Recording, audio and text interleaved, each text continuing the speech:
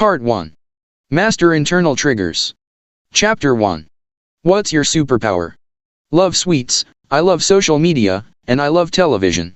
However, as much as I love these things, they don't love me back. Overeating a sugary indulgence after a meal, spending too much time scrolling a feed, or indulging in a Netflix binge until 2 a.m. were all things I once did with little or no conscious thought out of habit. Just as eating too much junk food leads to health problems, the overuse of devices can also have negative consequences. For me, it was the way I prioritized distractions over the most important people in my life. Worst of all was what I let distractions do to my relationship with my daughter. She's our only child and, to my wife and me, the most amazing kid in the world.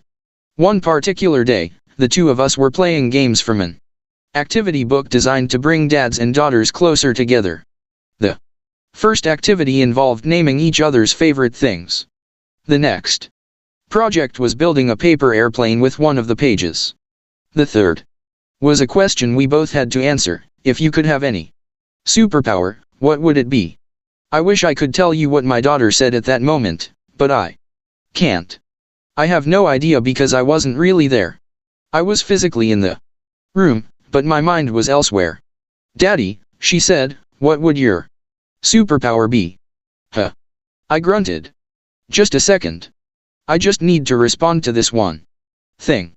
I dismissed her as I attended to something on my phone. My eyes were still glued to my screen, fingers tapping away at something that seemed important at the time but could definitely have waited. She went quiet. By the time I looked up, she was gone. I had just blown a magical moment with my daughter because something on my phone had grabbed my attention. On its own, it was no big deal. But if I told you this was an isolated incident, I'd be lying. This same scene had played out countless times before. I wasn't the only one putting distractions before people. An early reader of this book told me that when he asked his 8-year-old daughter what her superpower would be, she said she wanted to talk to animals. When asked why, the child said, so that I have someone to talk to when you and mom are too busy working on your computers. After finding my daughter and apologizing, I decided it was time for a change. At first, I went extreme. Convinced it was all technology's fault, I tried a digital detox. I started using an old school flip phone so I couldn't be tempted to use email, Instagram, and Twitter. But I found it too difficult to get around without GPS and the addresses saved inside my calendar app. I missed listening to audiobooks while I walked, as well as all the other handy things my smartphone could do. To avoid wasting time reading too many news articles online, I purchased a subscription to the print edition of a newspaper. A few weeks later, I had a stack of unread papers piled neatly next to me as I watched the news on TV. In an attempt to stay focused while writing, I bought a 1990s word processor without an internet connection. However, whenever I'd sit down to write, I'd find myself glancing at the bookshelf and would soon start flipping through books unrelated to my work. Somehow, I kept getting distracted, even without the tech that I thought was the source of the problem. Removing online technology didn't work. I'd just replaced one distraction with another. I discovered that living the life we want requires not only doing the right things, it also requires we stop doing the wrong things that take us off track. We all know eating cake is worse for our waistlines than having a healthy salad. We agree that aimlessly scrolling our social media feeds is not as enriching as spending time with real friends in real life. We understand that if we want to be more productive at work, we need to stop wasting time and actually do the work. We already know what to do. What we don't know is how to stop getting distracted. In researching and writing this book over the past 5 years, and by following the science-backed methods you'll soon learn, I'm now more productive, physically and mentally stronger, better rested, and more fulfilled in my relationships than I've ever been. This book is about what I learned as I developed the most important skill for the 21st century. It's about how I became indistractable, and how you can too. The first step is to recognize that distraction starts from within. In Part 1, you'll learn practical ways to identify and manage the psychological discomfort that leads us off track. However, I steer clear of recommending well-worn techniques like mindfulness and meditation. While these methods can be effective for some people, they have already been written about ad nauseum. If you're reading this book, my guess is you've already tried those techniques and, like me, found they didn't quite do the trick for you. Instead, we'll take a fresh look at what really motivates our behavior and learn why time management is pain management. We'll also explore how to make just about any task enjoyable, not in the Mary Poppins way of adding a spoonful of sugar, but by cultivating the ability to focus intensely on what we're doing. Part 2 will look at the importance of making time for the things you really want to do. You'll learn why you can't call something a distraction unless you know what it is distracting you from. You'll learn to plan your time with intention, even if you choose to spend it scrolling through celebrity headlines or reading a steamy romance novel. After all, the time you plan to waste is not wasted time. Part 3 follows with a no-holds-barred examination of the unwanted external triggers that hamper our productivity and diminish our well-being. While technology companies use cues like the pings and dings on our phones to hack our behavior, external triggers are not confined to our digital devices. They're all around us, from cookies beckoning when we open the kitchen cabinet to a chatty coworker keeping us from finishing a time-sensitive project. Part 4 holds the last key to making you indistractable: pacts.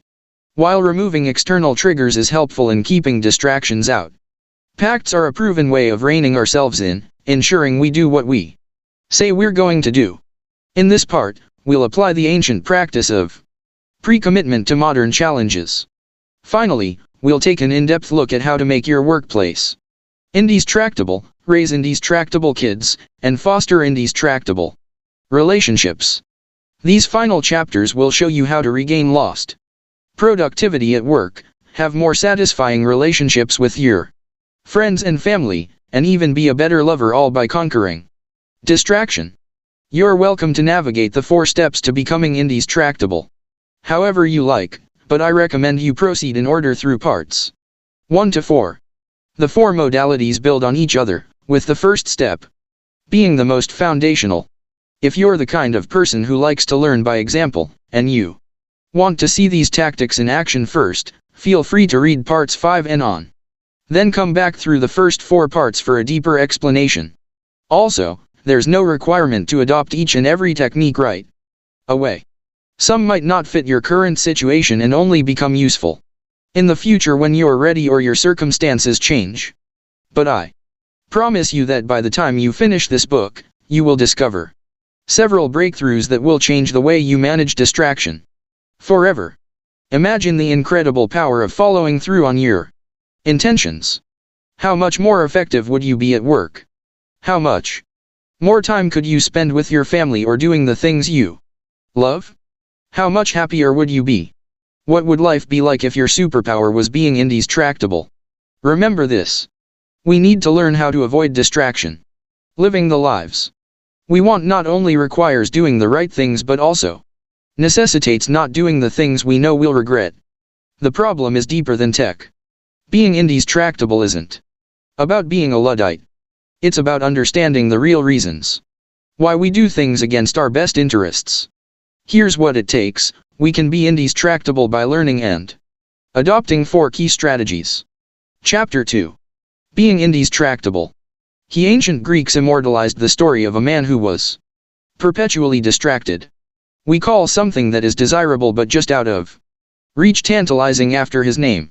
The story goes that Tantalus was banished to the underworld by his father, Zeus, as a punishment.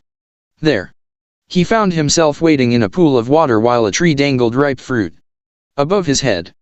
The curse seems benign, but when Tantalus tried to pluck the fruit, the branch moved away from him, always just out of reach.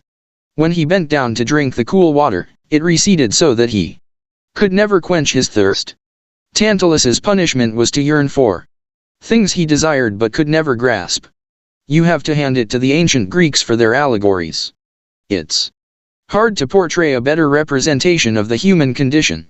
We are Constantly reaching for something, more money, more experiences, more knowledge, more status, more stuff.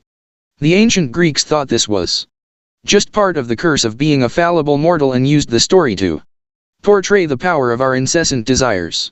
Tantalus's curse, forever reaching for something. Traction and distraction. Imagine a line that represents the value of everything you do throughout your day. To the right, the actions are positive, to the left, they are negative. On the right side of the continuum is traction, which comes from the Latin trahere, meaning to draw or pull. We can think of traction as the actions that draw us toward what we want in life. On the left side is distraction, the opposite of traction. Derived from the same Latin root. The word means the drawing away of the mind. Distractions impede us from making progress toward the life we envision.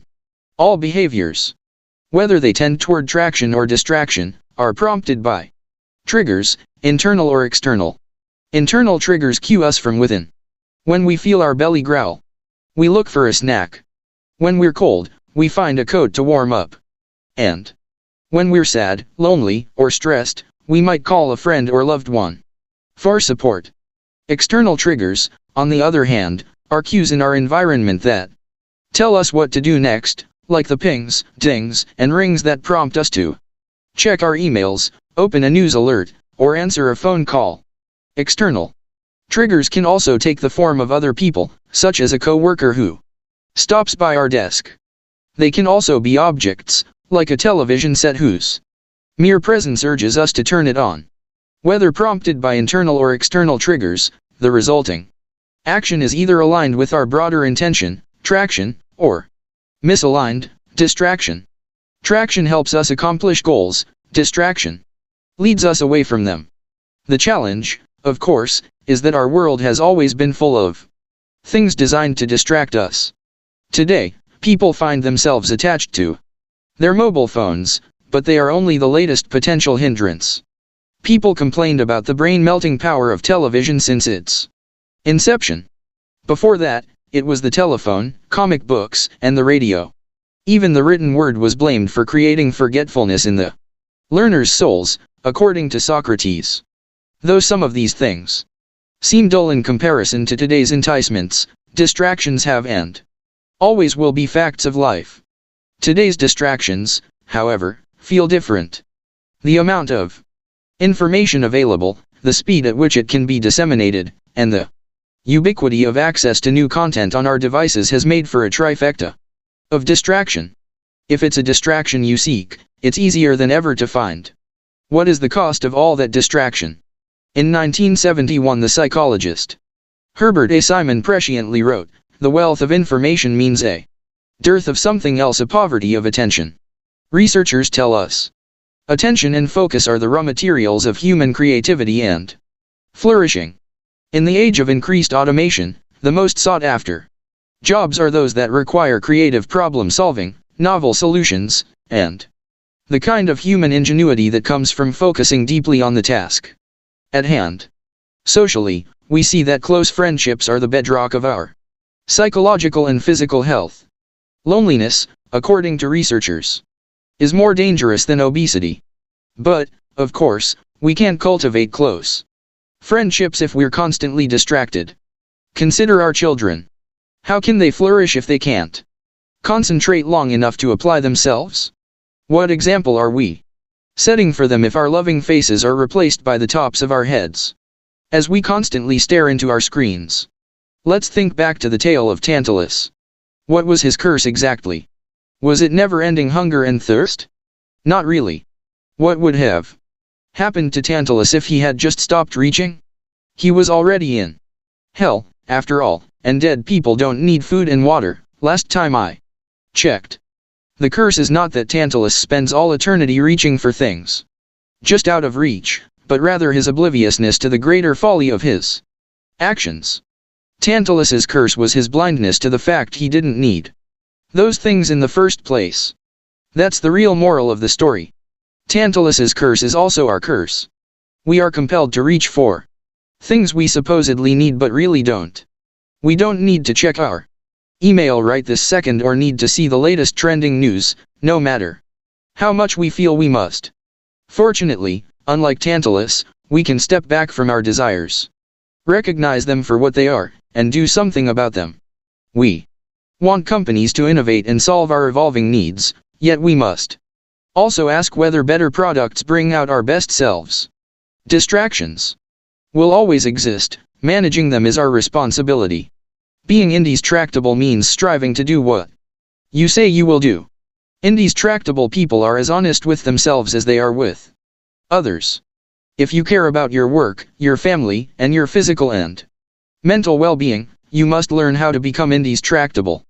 The four-part indestructible model is a tool for seeing and interacting with the world in a new way. It will serve as your map for controlling your attention and choosing your life. Remember this. Distraction stops you from achieving your goals. It is any action that moves you away from what you really want. Traction leads you closer to your goals. It is any action that moves you toward what you really want. Triggers prompt both traction and distraction. External triggers prompt you to action with cues in your environment. Internal triggers prompt you to action with cues within you. The Indistractable Model. These 4 steps are your guide to becoming indestructible. Chapter 3. What motivates us, really?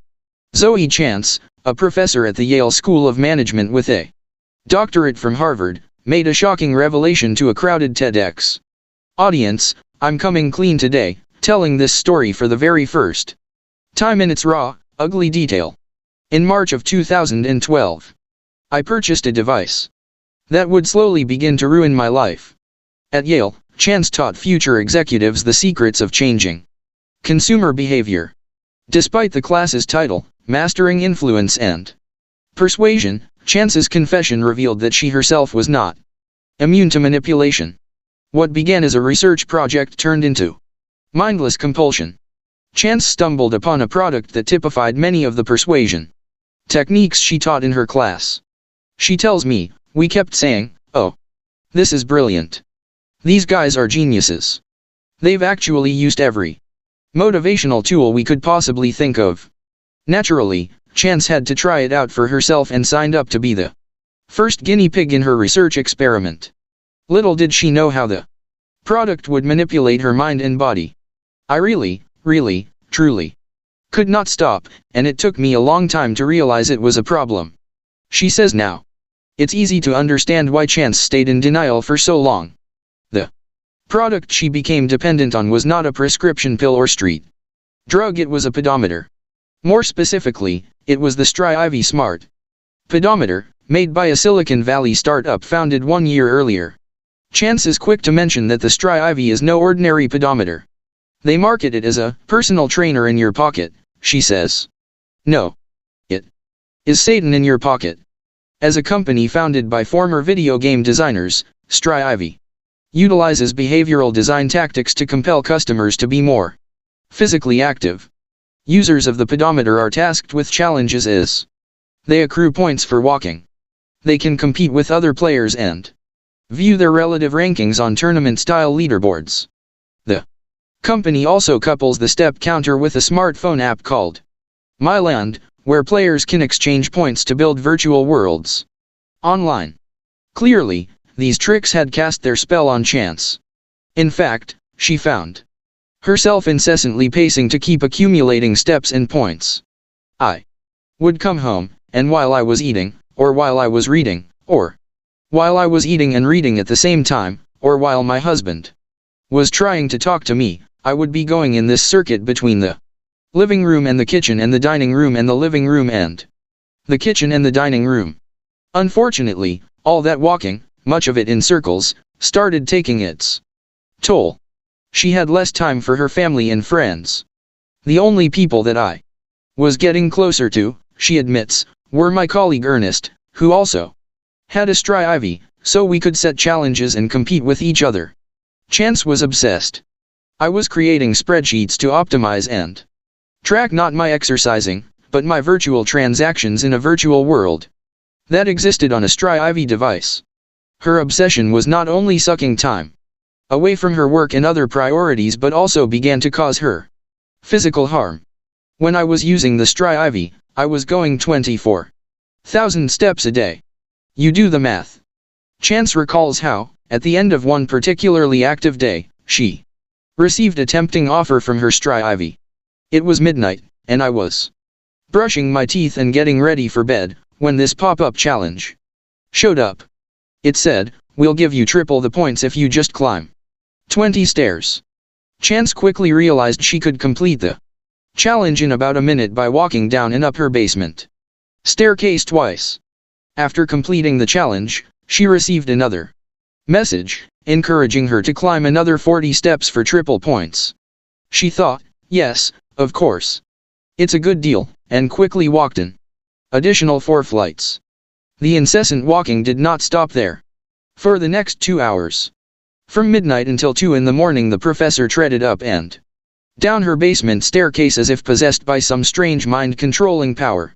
When she finally did come to a standstill, she realized she had climbed over 2,000 stairs. That's more than the 1,872 required to climb the Empire State Building. As she walked up and down her stairs in the middle of the night, she felt unable to stop. Under the influence of the Ivy Smart Pedometer, Chance had turned into a fitness zombie. On the surface, Chance's story is a textbook case study of how something as seemingly healthful as a pedometer can mutate into a harmful distraction. Once I'd learned about Chance's strange obsession with her fitness tracker, I wanted to know more. But first, I needed to better understand what really drove her behavior. For hundreds of years, we've believed that motivation is driven by reward and punishment. As Jeremy Bentham, the English philosopher and founder of utilitarianism, put it, nature has placed mankind under the governance of 2 sovereign masters, pain and pleasure. The reality, however, is that motivation has much less to do with pleasure than was once thought. Even when we think we're seeking pleasure, we're actually driven by the desire to free ourselves from the pain of wanting. Epicurus, the ancient Greek philosopher, said it best, by pleasure we mean the absence of pain in the body and of trouble in the soul. Simply put, the drive to relieve discomfort is the root cause of all our behavior, while everything else is a proximate cause. Consider the game of pool. What makes the colored balls go into the pockets? Is it the white cue ball, the stick, or the player's actions? We understand that while the white cue ball and stick are necessary, the root cause is the player. The white cue ball and stick aren't the root causes. They are the proximate causes of the resulting event. In the game of life, it's often hard to see the root cause of things. When we're passed over for a promotion, we might blame that cunning co-worker for taking our job instead of reflecting on our lack of qualifications and initiative. When we get into a fight with our spouse, we might blame the conflict on one tiny incident, like a toilet seat left up, instead of acknowledging years of unresolved issues. And when we scapegoat our political and ideological opponents for the world's troubles, we choose not to seek to understand the deeper systemic reasons behind the problems. These proximate causes have something in common: they help us deflect responsibility onto something or someone else. It's not that the cue ball and stick don't factor into the equation, just like the co-worker or toilet seat, but they certainly aren't entirely responsible for the outcome. Without understanding and tackling root causes, we're stuck being helpless victims in a tragedy of our own creation. The distractions in our lives are the result of the same forces. They are proximate causes that we think are to blame, while the root causes stay hidden. We tend to blame things like television, junk food, social media, cigarettes, and video games, but these are all proximate causes of our distraction. Solely blaming a smartphone for causing distraction is just as flawed as blaming a pedometer for making someone climb too many stairs. Unless we deal with the root causes of our distraction, we'll continue to find ways to distract ourselves. Distraction, it turns out, isn't about the distraction itself, rather, it's about how we respond to it. Over several email exchanges, Zoe Chance let me in on the dark truths that drove her extreme behaviors, which she hadn't revealed in her TEDx talk. My addiction to Ivy coincided with one of the most stressful periods in my life, she tells me.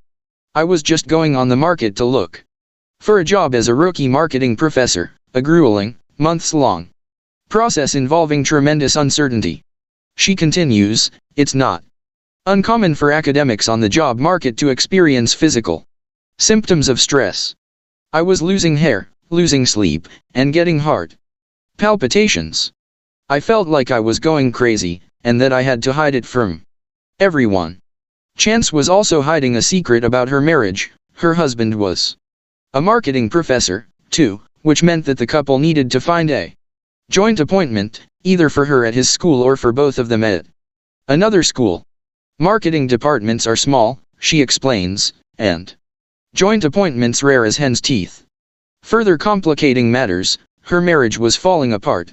I didn't know whether my husband and I would be together or not, but because the best case scenario would be that we worked things out, stayed married, and I got a job at his university, we didn't want anyone at his university to know we might get divorced, since then they'd be less likely to offer me a job. Chance felt stuck. I knew that even my best efforts couldn't guarantee a good outcome for either my marriage or the job market, and in hindsight, I can see that Stry-Ivy gave me something I could control and succeed at. During this particularly difficult time in her life, she says, she used her Stry-Ivy as a coping device. It was an escape from reality. She now admits, most people don't want to acknowledge the uncomfortable truth that distraction is always an unhealthy escape from reality. How we deal with uncomfortable internal triggers determines whether we pursue healthful acts of traction or self-defeating distractions.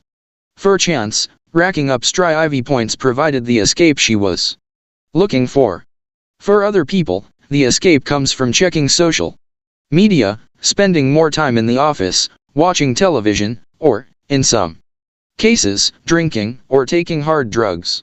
If you're trying to escape the pain of something as serious as impending divorce, the real problem is not your pedometer. Without dealing with the discomfort driving the desire for escape, we'll continue to resort to one distraction or another. Only by understanding our pain can we begin to control it and find better ways to deal with negative urges. Fortunately, Chance was able to come to this realization herself.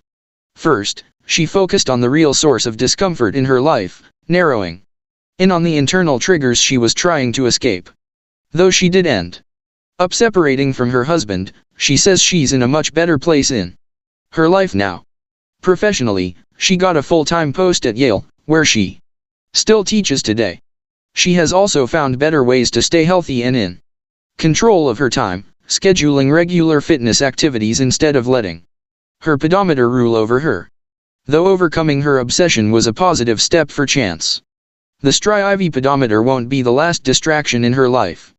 But by pinpointing the root cause, rather than blaming the proximate, she'll be better able to address the real issue next time. When used together, the strategies and techniques you're about to learn in this section work both immediately and for the long term. Remember this. Understand the root cause of distraction. Distraction is about more than your devices. Separate proximate causes from the root cause. All motivation is a desire to escape discomfort. If a behavior was previously effective at providing relief, we're likely to continue using it as a tool to escape discomfort. Anything that stops discomfort is potentially addictive, but that doesn't make it irresistible. If you know the drivers of your behavior, you can take steps to manage them. Chapter 4. Time management is pain management. At first, I didn't want to believe the inconvenient truth behind what really drives distraction. But after digesting the scientific literature, I had to face the fact that the motivation for diversion originates within us. As is the case with all human behavior, distraction is just another way our brains attempt to deal with pain. If we accept this fact, it makes sense that the only way to handle distraction is by learning to handle discomfort. If distraction costs us time, then time management is pain management. But where does our discomfort come from? Why are we perpetually restless and unsatisfied?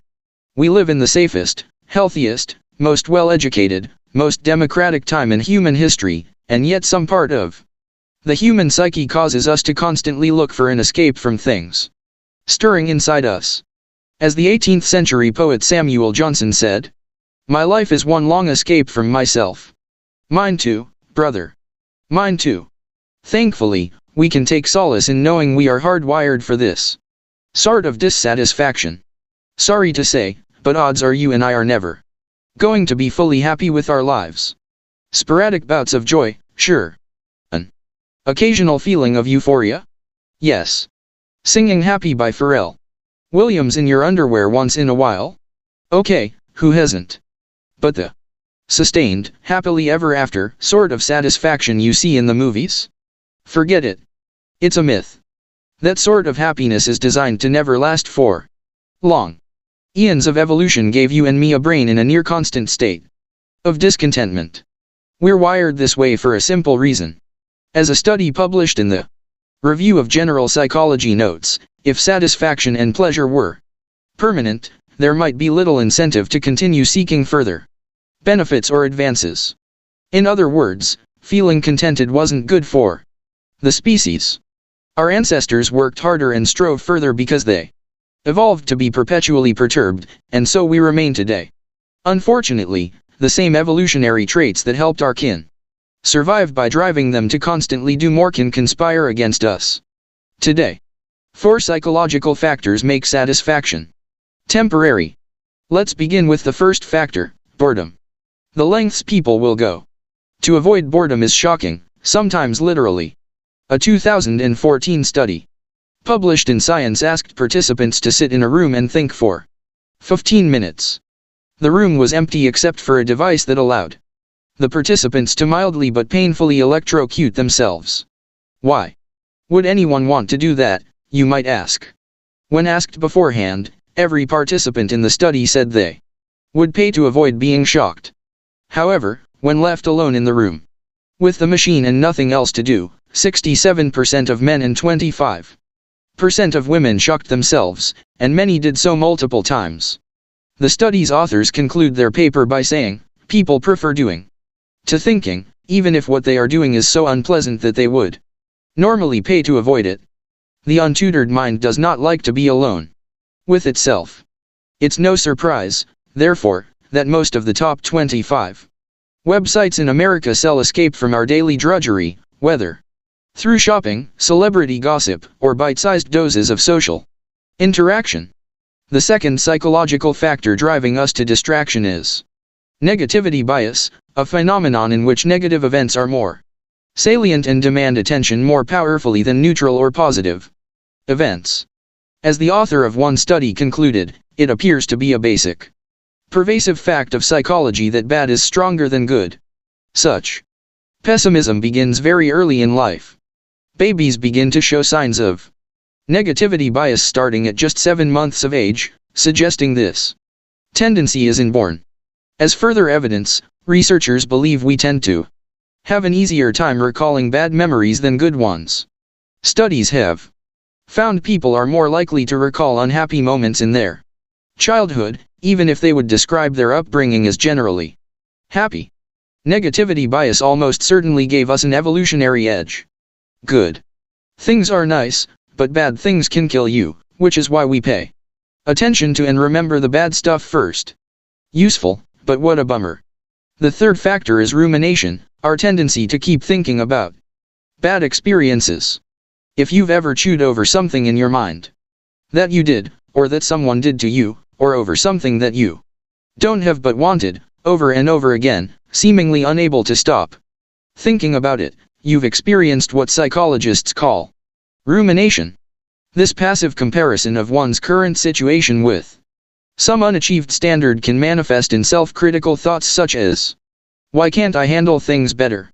As one study notes, by reflecting on what went wrong and how to rectify it, people may be able to discover sources of error or alternative strategies, ultimately leading to not repeating mistakes and possibly doing better in the future.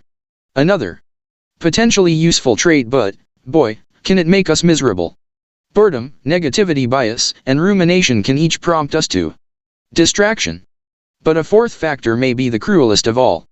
Hedonic adaptation, the tendency to quickly return to a baseline level of satisfaction, no matter what happens to us in life, is Mother Nature's bait and switch.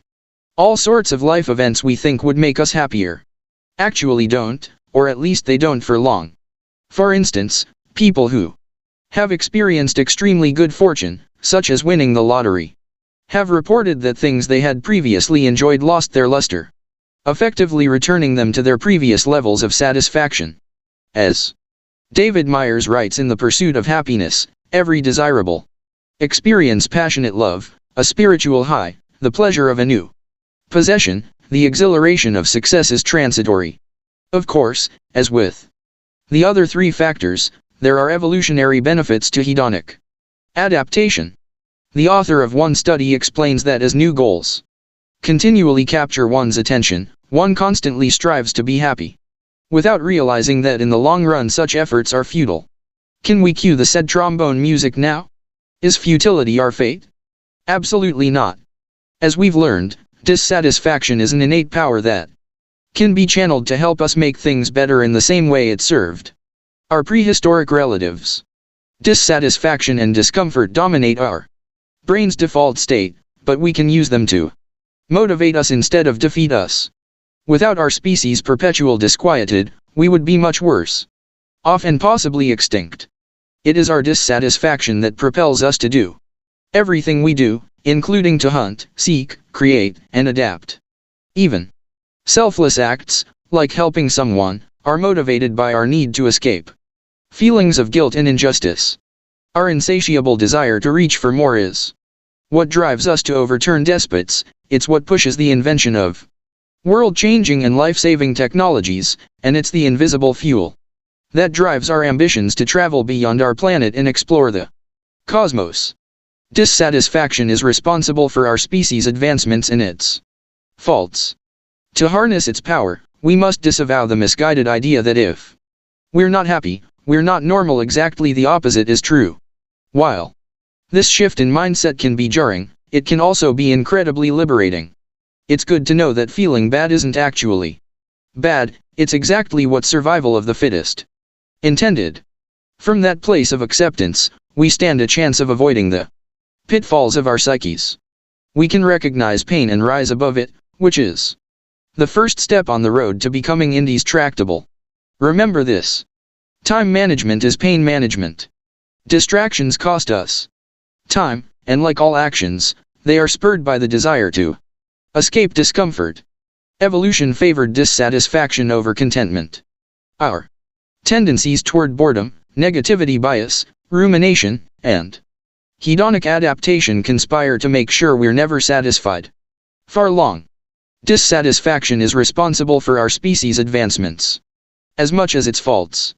It is an innate power that can be channeled to help us make things better.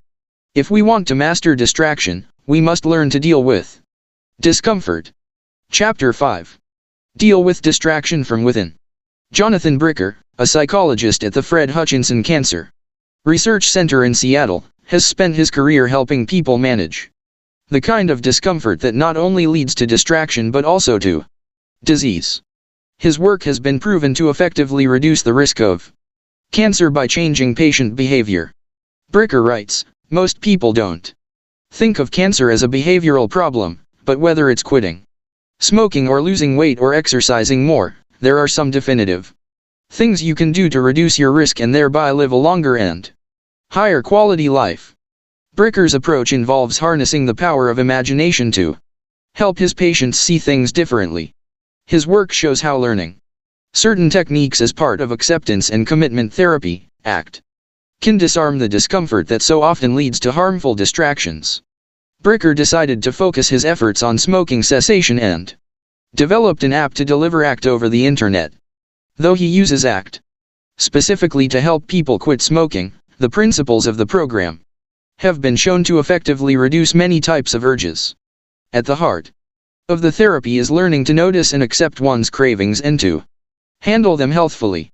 Instead of suppressing urges, ACT prescribes a method for stepping back, noticing, observing, and finally letting the desire disappear naturally. But why not simply fight our urges? Why not just say no? It turns out mental abstinence can backfire. Fyodor Dostoevsky wrote in 1863, "Try to pose for yourself this task, not to think of a polar bear, and you will see that the cursed thing will come to mind every minute." 124 years later, the social psychologist Daniel Wegner put Dostoevsky's claim to the test. In a study, participants who were told to avoid thinking of a white bear for 5 minutes did so on average once per minute, just as Dostoevsky predicted. But there was more to Wegner's study. When the same group was told to try and conjure the white bear, they did so much more often than a group who hadn't been asked to suppress the thought. The results suggested that suppressing the thought for the first 5 minutes caused it to rebound even more prominently into the participants' minds later, according to an article in Monitor on Psychology. Wegner later dubbed this tendency ironic process theory, to explain why it's so difficult to tame intruding thoughts. The irony being, of course, that relieving the tension of desire makes something all the more rewarding. An endless cycle of resisting, ruminating, and finally giving in to the desire perpetuates the cycle, and quite possibly drives many of our unwanted behaviors. For example, many smokers believe it's the chemical nicotine that causes their cravings. They're certainly not wrong, but they're not completely right either. Nicotine produces distinct physical sensations. However, a fascinating study involving flight attendants demonstrated how even smoking cravings might have much less to do with nicotine than we once thought. 2 groups of flight attendants who smoked were sent on 2 separate flights from Israel.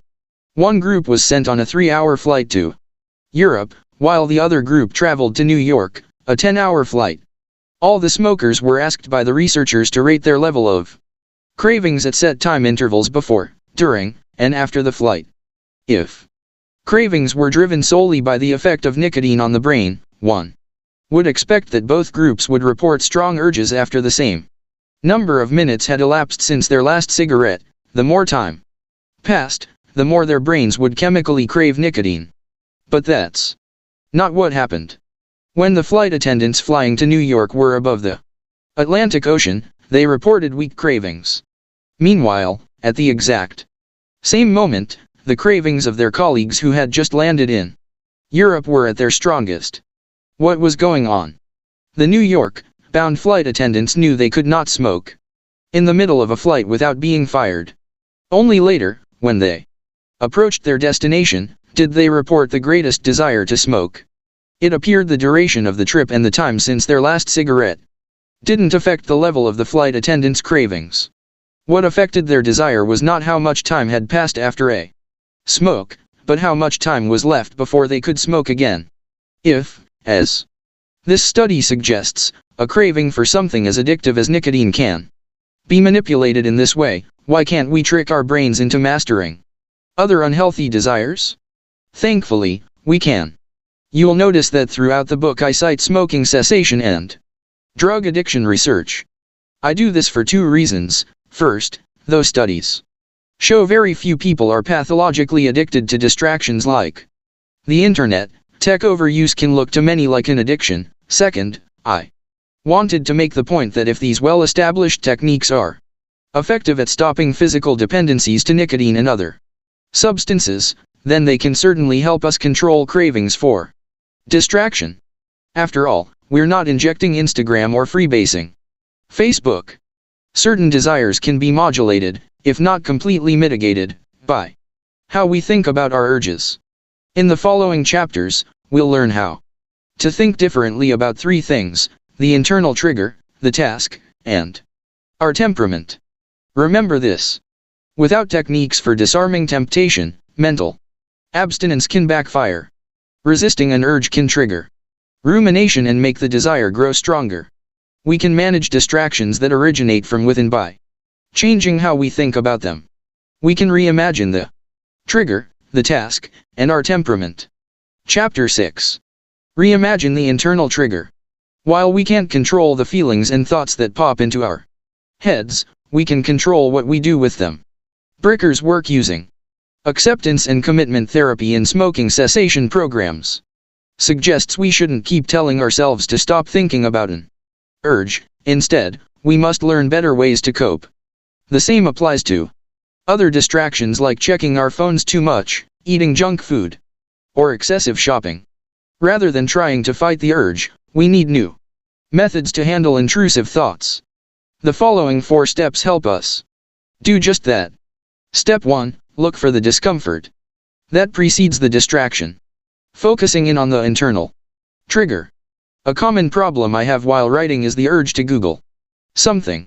It's easy to justify this bad habit as doing research, but deep down I know it's often just a diversion from difficult work. Bricker advises focusing on the internal trigger that precedes the unwanted behavior, like feeling anxious, having a craving, feeling restless, or thinking you are incompetent. Step 2. Write down the trigger. Bricker advises writing down the trigger, whether or not you subsequently give in to the distraction.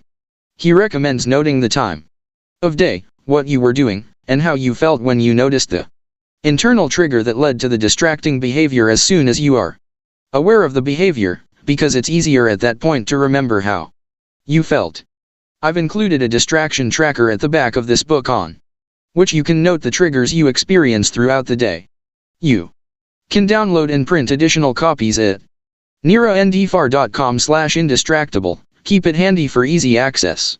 According to Bricker, while people can easily identify the external trigger, it takes some time and trials to begin noticing those all-important inside triggers. He recommends discussing the urge as if you were an observer, telling yourself something like, "I'm feeling that tension in my chest right now. And there I go, trying to reach for my iPhone." The better we are at noticing the behavior, the better we'll be at managing it over time. The anxiety goes away, the thought gets weaker, or is replaced by another thought. Step 3. Explore your sensations. Bricker then recommends getting curious about that sensation. For example, do your fingers twitch when you're about to be distracted? Do you get a flurry of butterflies in your stomach when you think about work when you're with your kids? What does it feel like when the feelings crest and then subside? Bricker encourages staying with the feeling before acting on the impulse. When similar techniques were applied in a smoking cessation study, the participants who had learned to acknowledge and explore their cravings managed to quit at double the rate of those in the American Lung Association's best-performing cessation program. One of Bricker's favorite techniques is the leaves on a stream method. When feeling the uncomfortable internal trigger to do something you'd rather not, imagine you are seated beside a gently flowing stream, he says. Then imagine there are leaves floating down that stream. Place each thought in your mind on each leaf. It could be a memory, a word, a worry, an image. And let each of those leaves float down that stream, swirling away, as you sit and just watch. Step 4. Beware of liminal moments. Liminal moments are transitions from one thing to another throughout our days. Have you ever picked up your phone while waiting for a traffic light to change, then found yourself still looking at your phone while driving? Or opened a tab in your web browser, got annoyed by how long it's taking to load, and opened up another page while you waited? Or looked at a social media app while walking from one meeting to the next, only to keep scrolling when you got back to your desk? There's nothing wrong with any of these actions per se. Rather, what's dangerous is that by doing them for just a second, we're likely to do things we later regret, like getting off track for half an hour or getting into a car accident.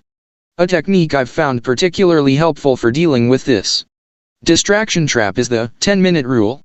If I find myself wanting to check my phone as a pacification device when I can't think of anything better to do, I tell myself it's fine to give in, but not right now.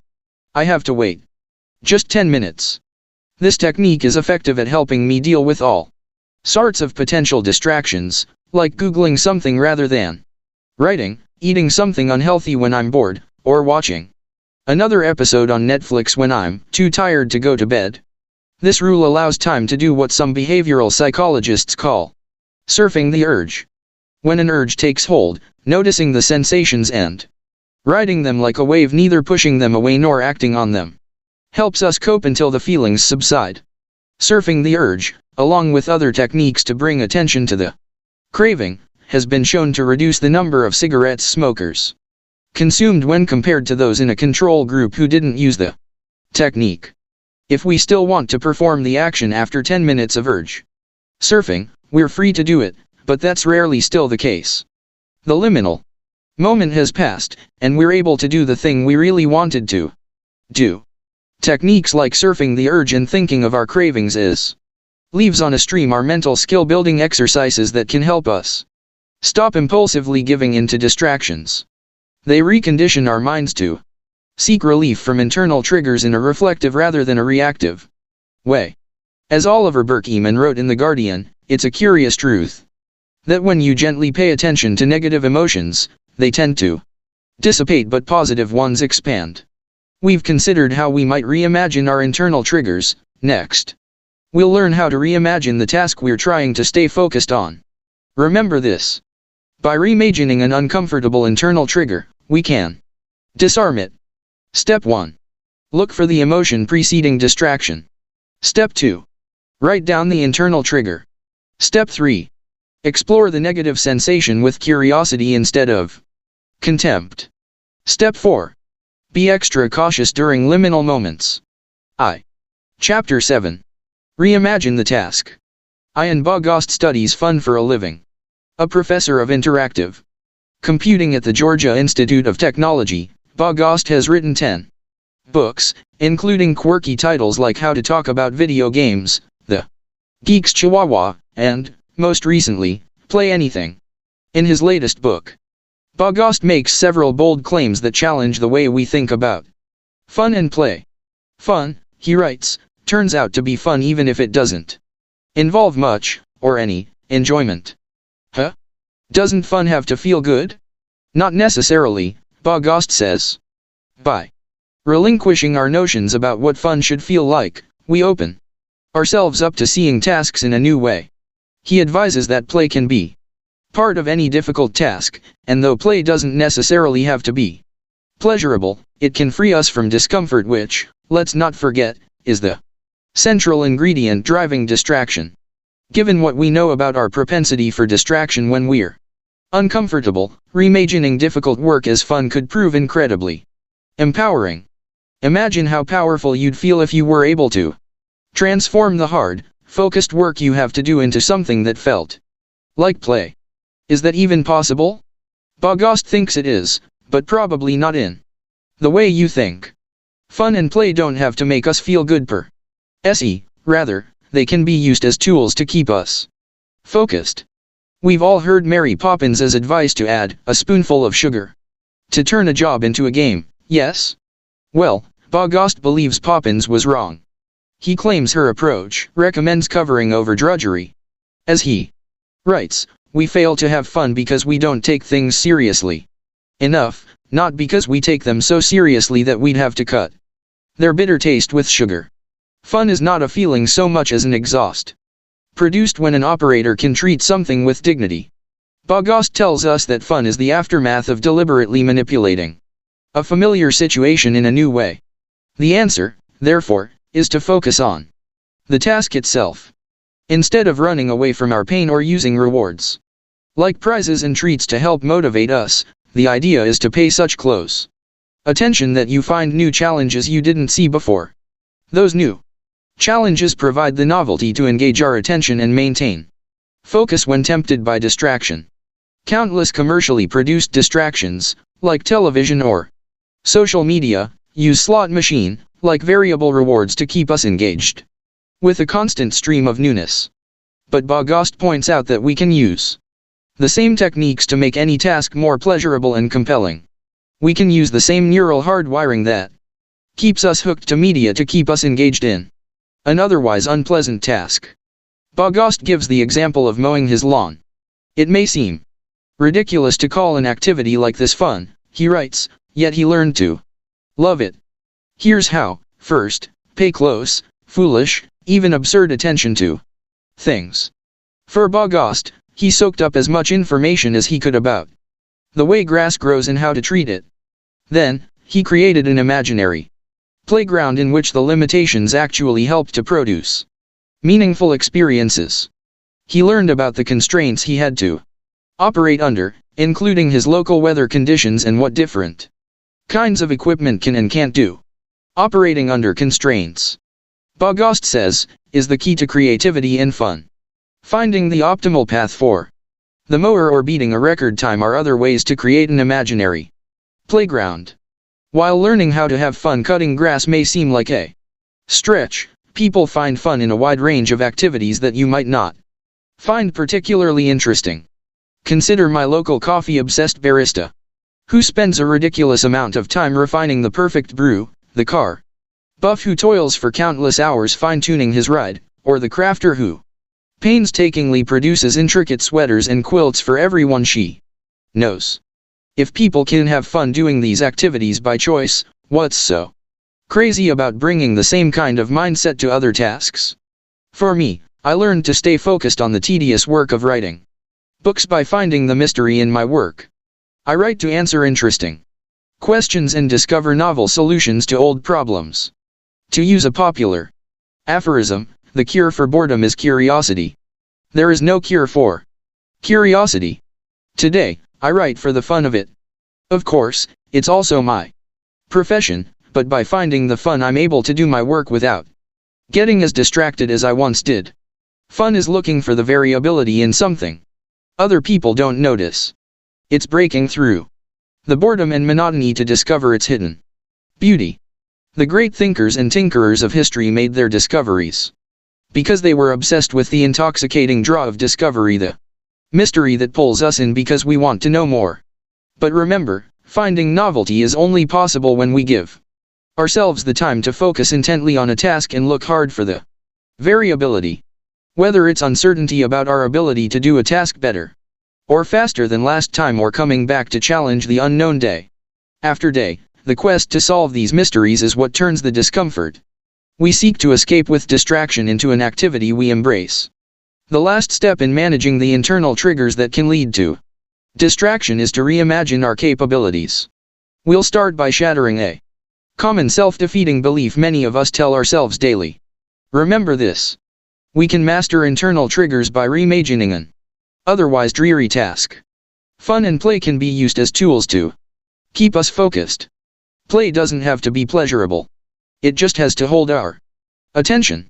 Deliberateness and novelty can be added to any task to make it fun. Chapter 8. Reimagine your temperament. To manage the discomfort that tugs us toward distraction, we need to think of ourselves differently. The way we perceive our temperament, which is defined as a person's or animal's nature, especially as it permanently affects their behavior, has a profound impact on how we behave. One of the most pervasive bits of folk psychology is the belief that self-control is limited, that, by the nature of our temperament, we only have so much willpower available to us. Furthermore, the thinking goes, we are liable to run out of willpower when we exert ourselves.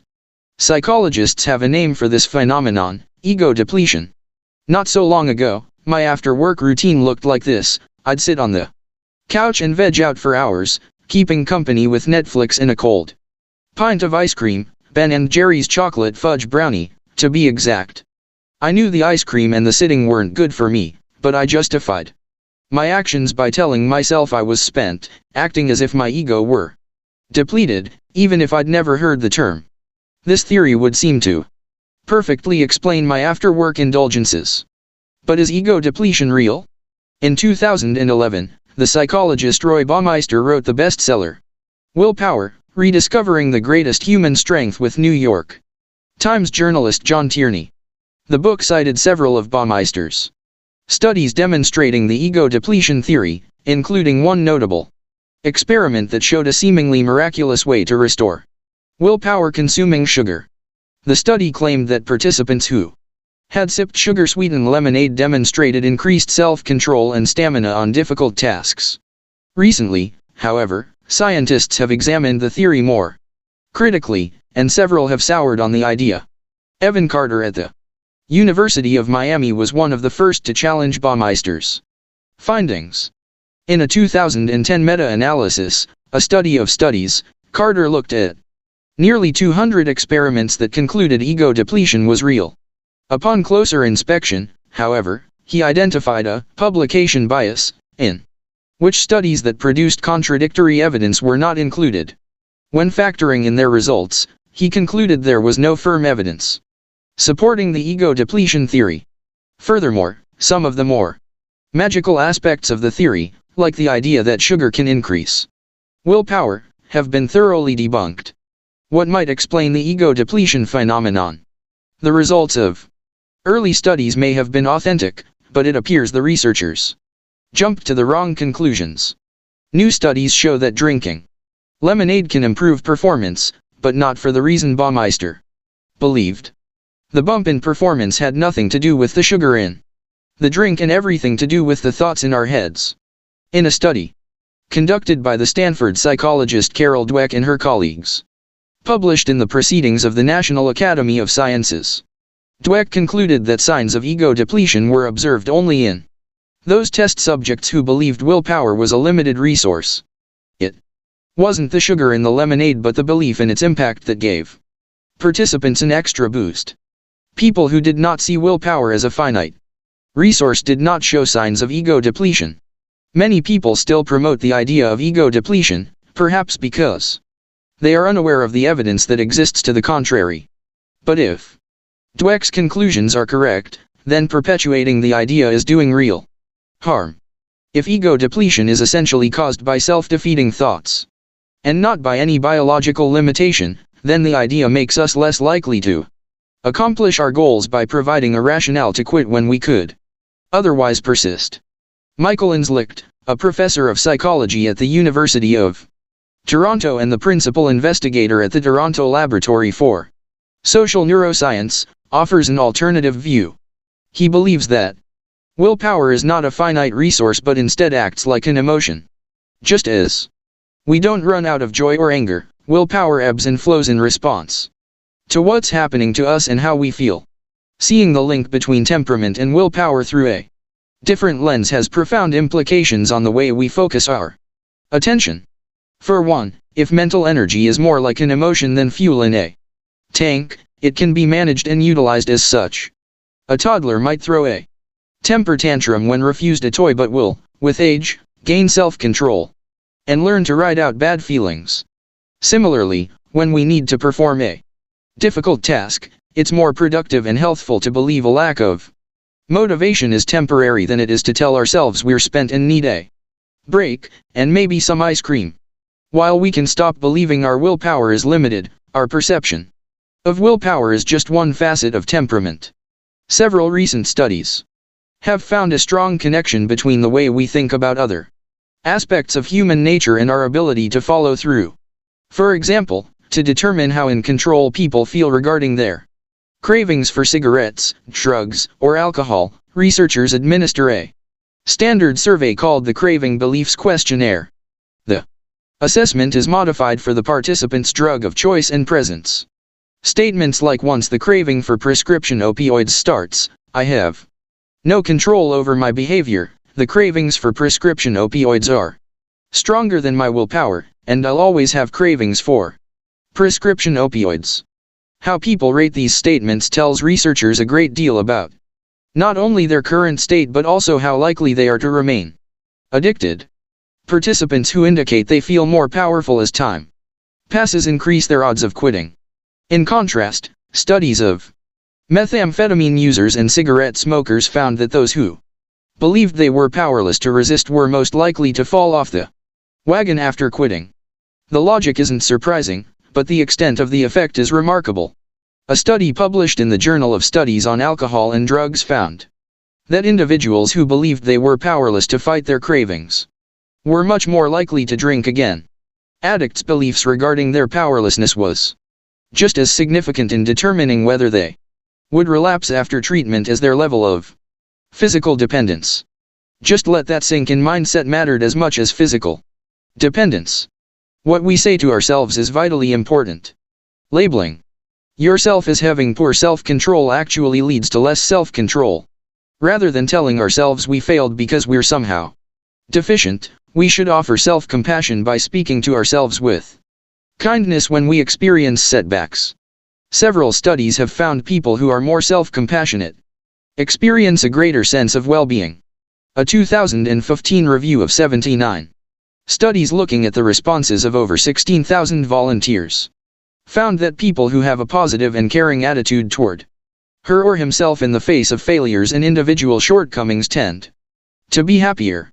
Another study found that people's tendency to self-blame, along with how much they ruminated on a problem, could almost completely mediate the most common factors associated with depression and anxiety.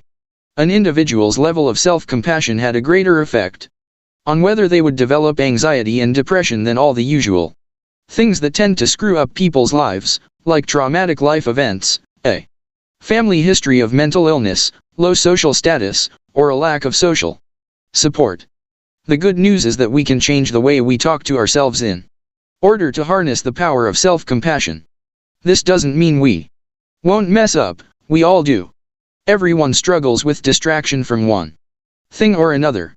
The important thing is to take responsibility for our actions without heaping on the toxic guilt that makes us feel even worse and can, ironically, lead us to seek even more distraction in order to escape the pain of shame.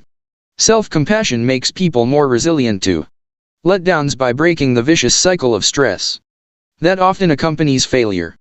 If you find yourself listening to the little voice in your head that sometimes bullies you around, it's important to know how to respond. Instead of accepting what the voice says or arguing with it, remind yourself that obstacles are part of the process of growth. We don't get better without practice, which can be difficult at times. A good rule of thumb is to talk to yourself the way you might talk to a friend. Since we know so much about ourselves, we tend to be our own worst critics, but if we talk to ourselves the way we'd help a friend, we can see the situation for what it really is. Telling yourself things like, "This is what it's like to get better at something," and "You're on your way," are healthier ways to handle self-doubt. Reimagining the internal trigger, the task, and our temperament are powerful and established ways to deal with distractions that start within us. We can cope with uncomfortable internal triggers by reflecting on, rather than reacting to, our discomfort. We can reimagine the task we're trying to accomplish by looking for the fun in it and focusing on it more intensely. Finally, and most important, we can change the way we see ourselves to get rid of self-limiting beliefs. If we believe we're short on willpower and self-control, then we will be.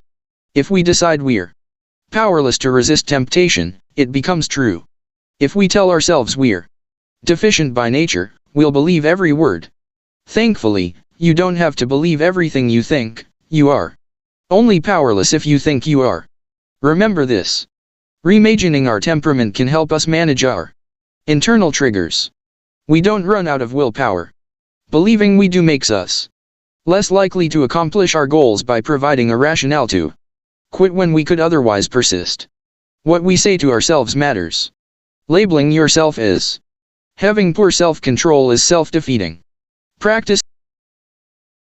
Part 2. Make time for traction. Chapter 9. Turn your values into time. Traction draws you toward what you want in life, while distraction pulls you away. In Part 1, we learned ways to cope with the internal triggers that can drive us to distraction and how to reduce the sources of discomfort. If we don't control our impulse to escape uncomfortable feelings, we'll always look for quick fixes to soothe our pain. The next step is to find ways to make traction more likely, starting with how we spend our time. The German writer and philosopher Johann Wolfgang von Goethe believed he could predict someone's future based on one simple fact. "If I know how you spend your time," he wrote, "then I know what might become of you." Think of all the ways people steal your time.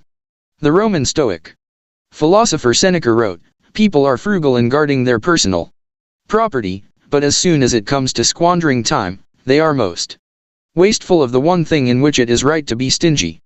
Though Seneca was writing more than 2,000 years ago, his words are just as applicable today. Think of all the locks, security systems, and storage units we use to protect our property and how little we do to protect our time. A study by Promotional Products Association International found only a third of Americans keep a daily schedule, which means the vast Majority wake up every morning with no formal plans. Our most precious asset, our time, is unguarded, just waiting to be stolen. If we don't plan our days, someone else will. So we need to make a schedule, but where do we begin? The common approach is to make a to-do list. We write down all the things we want to do and hope we'll find the time throughout the day to do them. Unfortunately, this method has some serious flaws. Anyone who has tried keeping such a list knows many tasks tend to get pushed from one day to the next, and the next. Instead of starting with what we're going to do, we should begin with why we're going to do it. And to do that, we must begin with our values.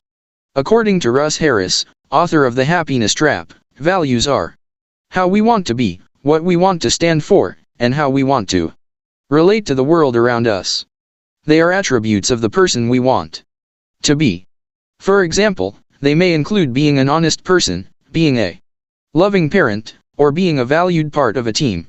We never achieve our values any more than finishing a painting would let us achieve being creative.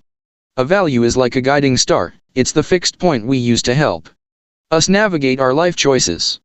Though some values carry over into all facets of life, most are specific to one area. For example, being a contributing member of a team is something people generally do at work. Being a loving spouse or parent occurs within the context of a family. Being the kind of person who seeks wisdom or physical fitness is something we do for ourselves. The trouble is, we don't make time for our values. We unintentionally spend too much time in one area of our lives at the expense of others. We get busy at work at the expense of living out our values with our family or friends. If we run ourselves ragged caring for our kids, we neglect our bodies, minds, and friendships and prevent ourselves from being the people we desire to be.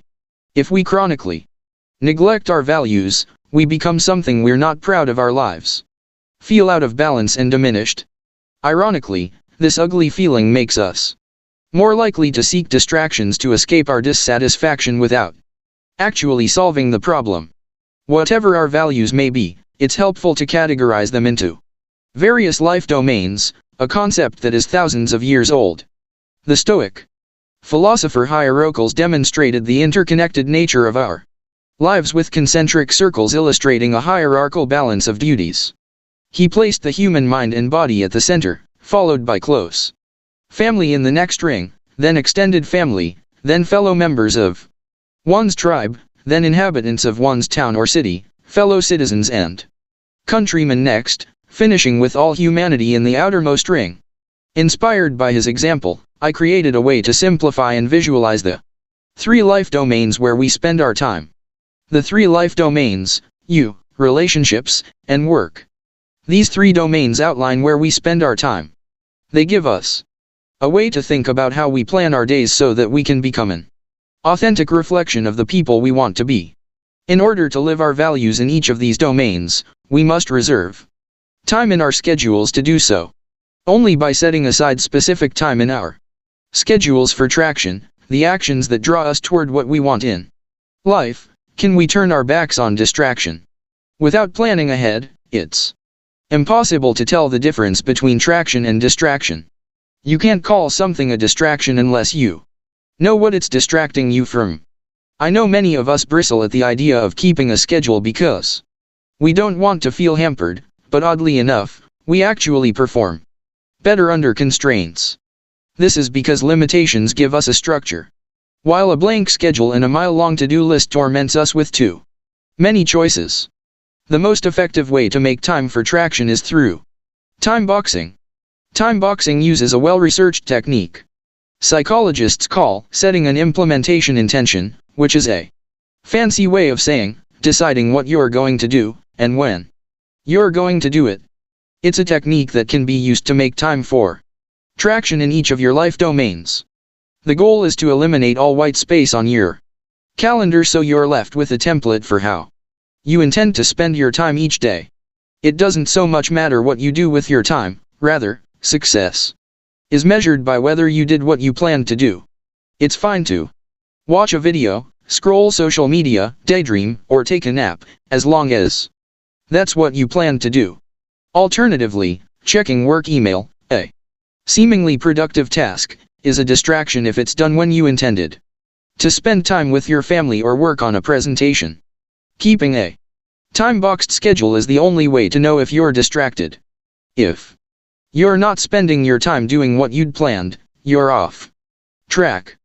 To create a weekly time-boxed schedule, you'll need to decide how much time you want to spend on each domain of your life. How much time do you want to spend on yourself, on important relationships, and on your work? Note that work doesn't exclusively mean paid labor. The work domain can include community service, activism, and side projects. How much time in each domain would allow you to be consistent with your values? Start by creating a weekly calendar template for your perfect week. You'll find a blank template in the appendix in a free online tool at neerandfar.com/indistractable.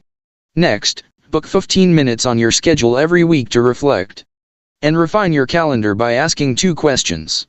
Question 1. Reflect: when in my schedule did I do what I said I would do, and when did I get distracted? Answering this question requires you to look back at the past week. I recommend using the distraction tracker found at the back of this book to note when and why you become distracted, per Dr. Bricker's suggestions of noting your internal trigger from Chapter 6. If an internal trigger distracts you, what strategies will you use to cope the next time it arises? Did an external trigger, like a phone call or a talkative colleague, prompt you to stop doing what you wanted to do? We'll address tactics to control external triggers in Part 3. Or was a planning problem the reason you gave in to distraction? In which case, you can look back through your distraction tracker to help answer the next question. Question 2. Refine: are there changes I can make to my calendar that will give me the time I need to better live out my values? Maybe something unexpected came up, or perhaps there was a problem with how you planned your day. Time boxing enables us to think of each week as a mini experiment. The goal is to figure out where your schedule didn't work out in the prior week so you can make it easier to follow the next time around. The idea is to commit to a practice that improves your schedule over time by helping you know the difference between traction and distraction for every moment of the day. When our lives change, our schedules can too. But once our schedule is set, the idea is to stick with it until we decide to improve it on the next go round. Approaching the exercise of making a schedule as a curious scientist, rather than a drill sergeant, gives us the freedom to get better with each iteration. In this section, we'll look at how to make time for traction in the 3 domains of your life. We'll also discuss how to sync expectations of how you spend your time with the stakeholders in your life, like co-workers and managers. Before moving on, consider what your schedule currently looks like. I'm not asking about the things you did, but rather the things you committed to doing in writing. Is your schedule filled with carefully time-boxed plans, or is it mostly empty? Does it reflect who you are? Are you letting others steal your time, or do you guard it as the limited and precious resource it is? By turning our values into time, we make sure we have time for traction. If we don't plan ahead, we shouldn't point fingers, nor should we be surprised when everything becomes a distraction. Being indistractable is largely about making sure you make time for traction each day and eliminating the distraction that keeps you from living the life you want, one that involves taking care of yourself, your relationships, and your work. Remember this: you can't call something a distraction unless you know what it is distracting you from. Planning ahead is the only way to know the difference between traction and distraction. Does your calendar reflect your values? To be the person you want to be, you have to make time to live your values. Time box your day. The 3 life domains of you, relationships, and work provide a framework for planning how to spend your time. Reflect and refine. Revise your schedule regularly, but you must commit to it once it's set. Chapter 10. Control the inputs, not the outcomes. In this visual representation of your life, you are at the center of the 3 domains. Like every valuable thing, you require maintenance and care, which takes time. Just as you wouldn't blow off a meeting with your boss, you should never bail on appointments you make with yourself. After all, who's more critical to helping you live the kind of life you want than you? Exercise, sleep, healthy meals, and time spent reading or listening to an audiobook are all ways to invest in ourselves. Some people value mindfulness, spiritual connection, or reflection, and may want time to pray or meditate. Others value skillfulness and want time alone to practice a hobby. Taking care of yourself is at the core of the three domains because the other two depend on your health and wellness. If you are not taking care of yourself, your relationships suffer. Likewise, your work isn't its best when you haven't given yourself the time you need to stay physically and psychologically healthy. We can start by prioritizing and time boxing you time. At a basic level, we need time in our schedules for sleep, hygiene, and proper nourishment. While it may sound simple to fulfill these needs, I must admit that before I learned to time box my day, I was guilty of spending many late nights at work, after which I'd quickly grab a double cheeseburger, curly fries, and a decadent chocolate shake for dinner, a far cry from the healthy lifestyle I envisioned. By setting aside time to live out your values in the you domain, you will have the time to reflect on your calendar and visualize the qualities of the person you want to be. With your body and mind strong, you will also be much more likely to follow through on your promises. You might be thinking, it's all well and good to schedule time for ourselves, but what happens when we don't accomplish what we want to, despite making the time? A few years ago, I started waking up at 3 o'clock every morning. Over the years I'd read many articles about the importance of rest and knew that the research was unequivocal: we need quality sleep.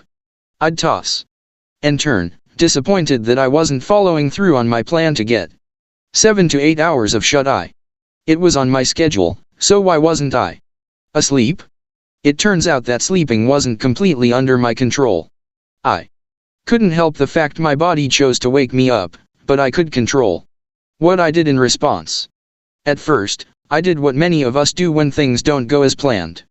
I freaked out. I'd lie in bed, thinking about how bad it was that I wasn't sleeping and how groggy I was going to feel in the morning, and then I'd start thinking of all the things I had to do the next day. I'd mull over these thoughts until I could think of nothing else.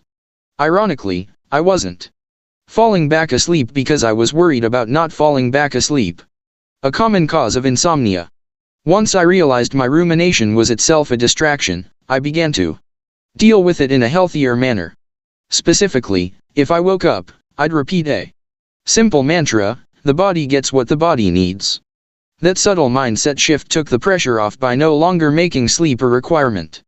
My job was to provide my body with the proper time and place to rest. What happened next was out of my control. I started to think of waking up in the middle of the night as a chance to read on my Kindle and stopped worrying about when I'd fall back asleep. Point 2: I assured myself that if I wasn't tired enough to fall asleep right at that moment, it was because my body had already gotten enough rest. I let my mind relax without worry. You see where this is leading, don't you? Once my rumination stopped, so did my sleepless nights. I soon started regularly falling back asleep in minutes. There's an important lesson here that goes well beyond how to get enough sleep. The takeaway is that, when it comes to our time, we should stop worrying about outcomes we can't control and instead focus on the inputs we can. The positive results of the time we spend doing something is a hope, not a certainty. The one thing we control is the time we put into a task. Whether I'm able to fall asleep at any given moment or whether a breakthrough idea for my next book comes to me when I sit down at my desk isn't entirely up to me, but one thing is for certain: I won't do what I want to do if I'm not in the right place at the right time, whether that's in bed when I want to sleep or at my desk when I want to do good work. Not showing up guarantees failure. We tend to think we can solve our distraction problems by trying to get more done each minute, but more often the real problem is not giving ourselves time to do what we say we will. By time boxing you time and faithfully following through, we keep the promises we make to ourselves. Remember this. Schedule time for yourself first. You are at the center of the 3 life domains. Without allocating time for yourself, the other two domains suffer. Show up when you say you will. You can't always control what you get out of time you spend, but you can control how much time you put into a task. Input is much more certain than outcome. When it comes to living the life you want, making sure you allocate time to living your values is the only thing you should focus on. Chapter 11. Schedule important relationships. Family and friends help us live our values of connection, loyalty, and responsibility. They need you and you need them, so they are clearly far more important than a mere residual beneficiary, a term I first heard in an Economics 101 class. In business, a residual beneficiary is the chump who gets whatever is left over when a company is liquidated, typically not much. In life, our loved ones deserve better, and yet, if we're not careful with how we plan our time, residual beneficiaries are exactly what they become. One of my most important values is to be a caring, involved, and fun dad. While I aspire to live out this value, being a fully present dad is not always convenient. An email from a client informs me that my website is down, the plumber texts to tell me that his train is stalled and he needs to reschedule, my bank notifies me of an unexpected charge on my card.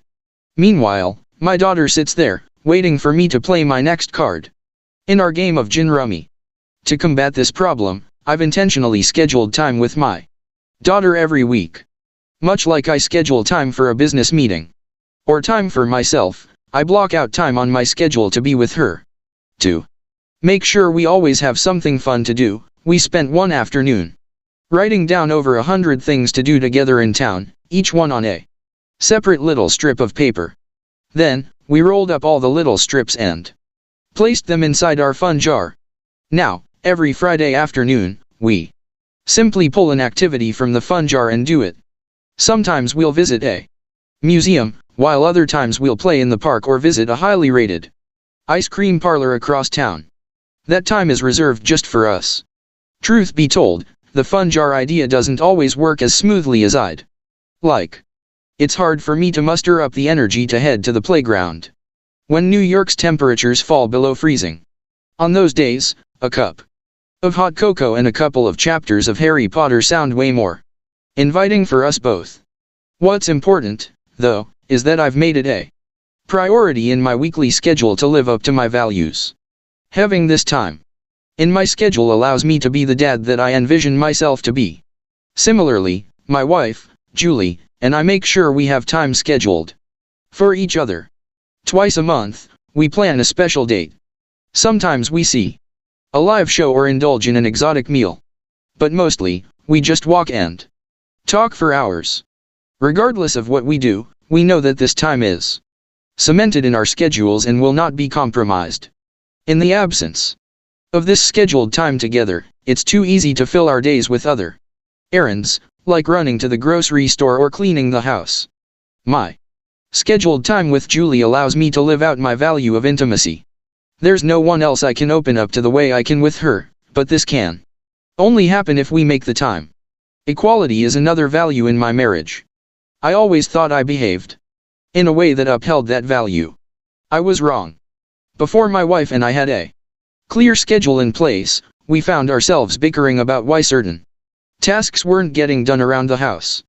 Several studies show that among heterosexual couples, husbands don't do their fair share of the housework, and I'm sad to admit, one of them.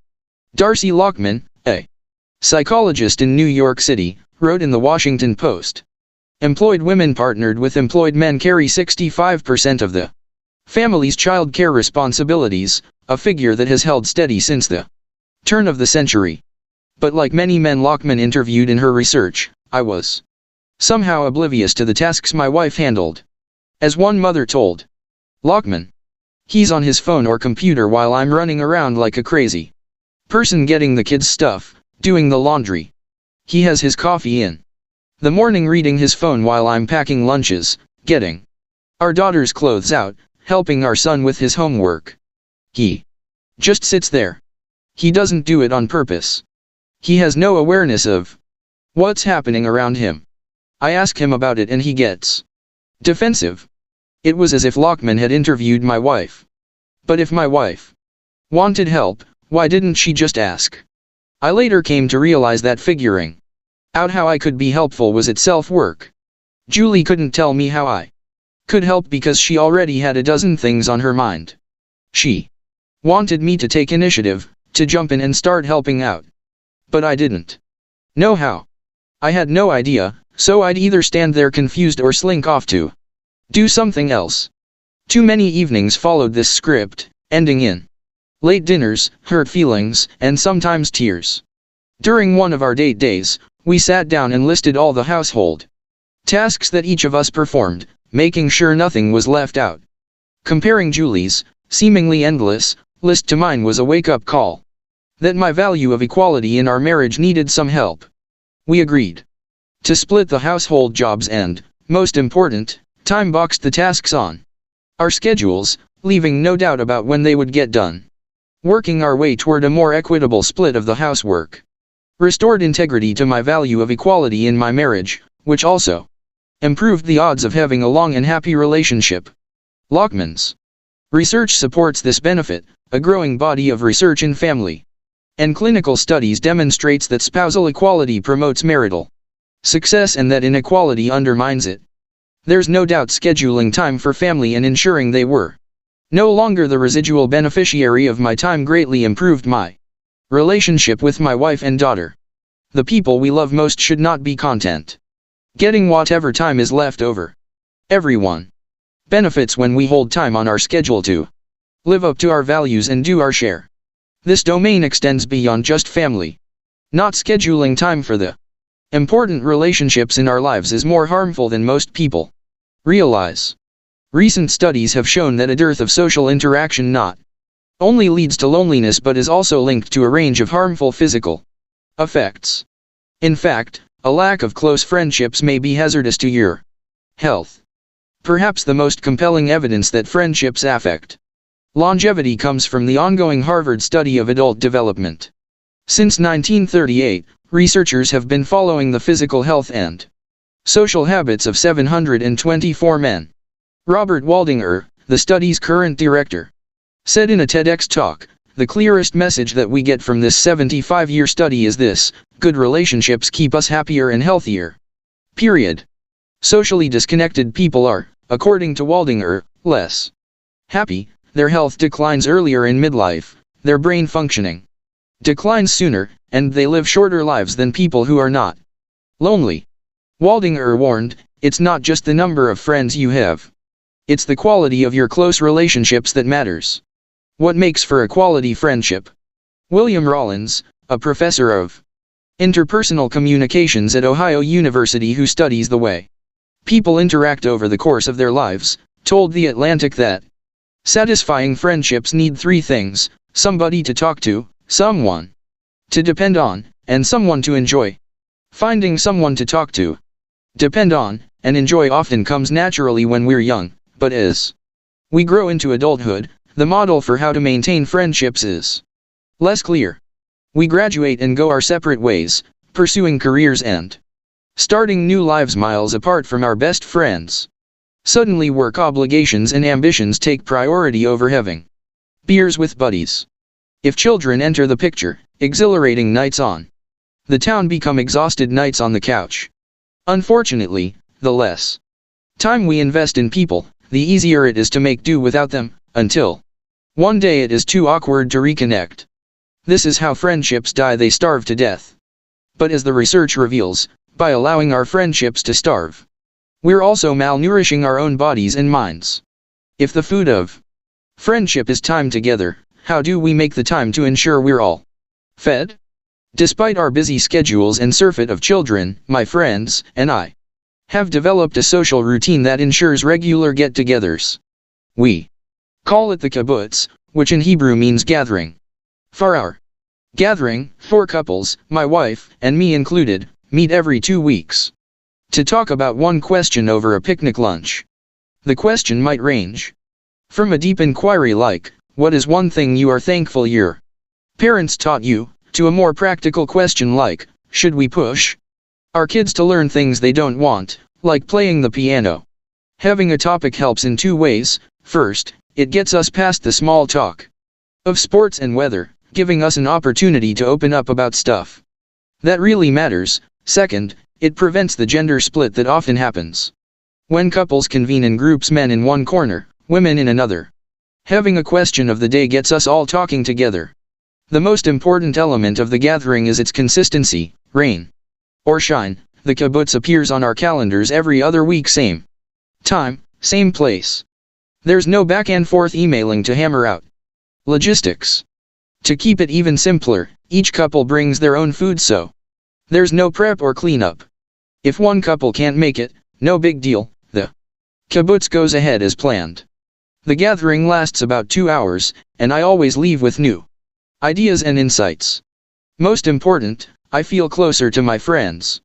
Given the importance of close relationships, it's essential we plan ahead. Knowing there is time set aside for the kibbutz ensures it happens. No matter what kind of activity fulfills your need for friendship, it's essential to make time on your calendar for it. The time we spend with our friends isn't just pleasurable, it's an investment in our future health and well-being. Remember this. The people you love deserve more than getting whatever time is left over. If someone is important to you, make regular time for them on your calendar. Go beyond scheduling date days with your significant other. Put domestic chores on your calendar to ensure an equitable split. A lack of close friendships may be hazardous to your health. Ensure you maintain important relationships by scheduling time for regular get-togethers. Chapter 12. Sync with stakeholders at work. Unlike the other life domains, I don't need to remind you to make time for work. You probably don't have much of a choice when it comes to this area, given that work likely takes up more of your waking hours than any of the other domains. It's even more important to ensure the time spent there is consistent with your values. Work can help people live their values of being collaborative, industrious, and persistent. It also allows us to spend time on something meaningful when we labor for someone else's benefit, like our customers or an important cause. Unfortunately, many of us find that our workday is a hectic mess, plagued by constant interruptions, pointless meetings, and a never-ending flow of emails. Thankfully, it doesn't have to be this way.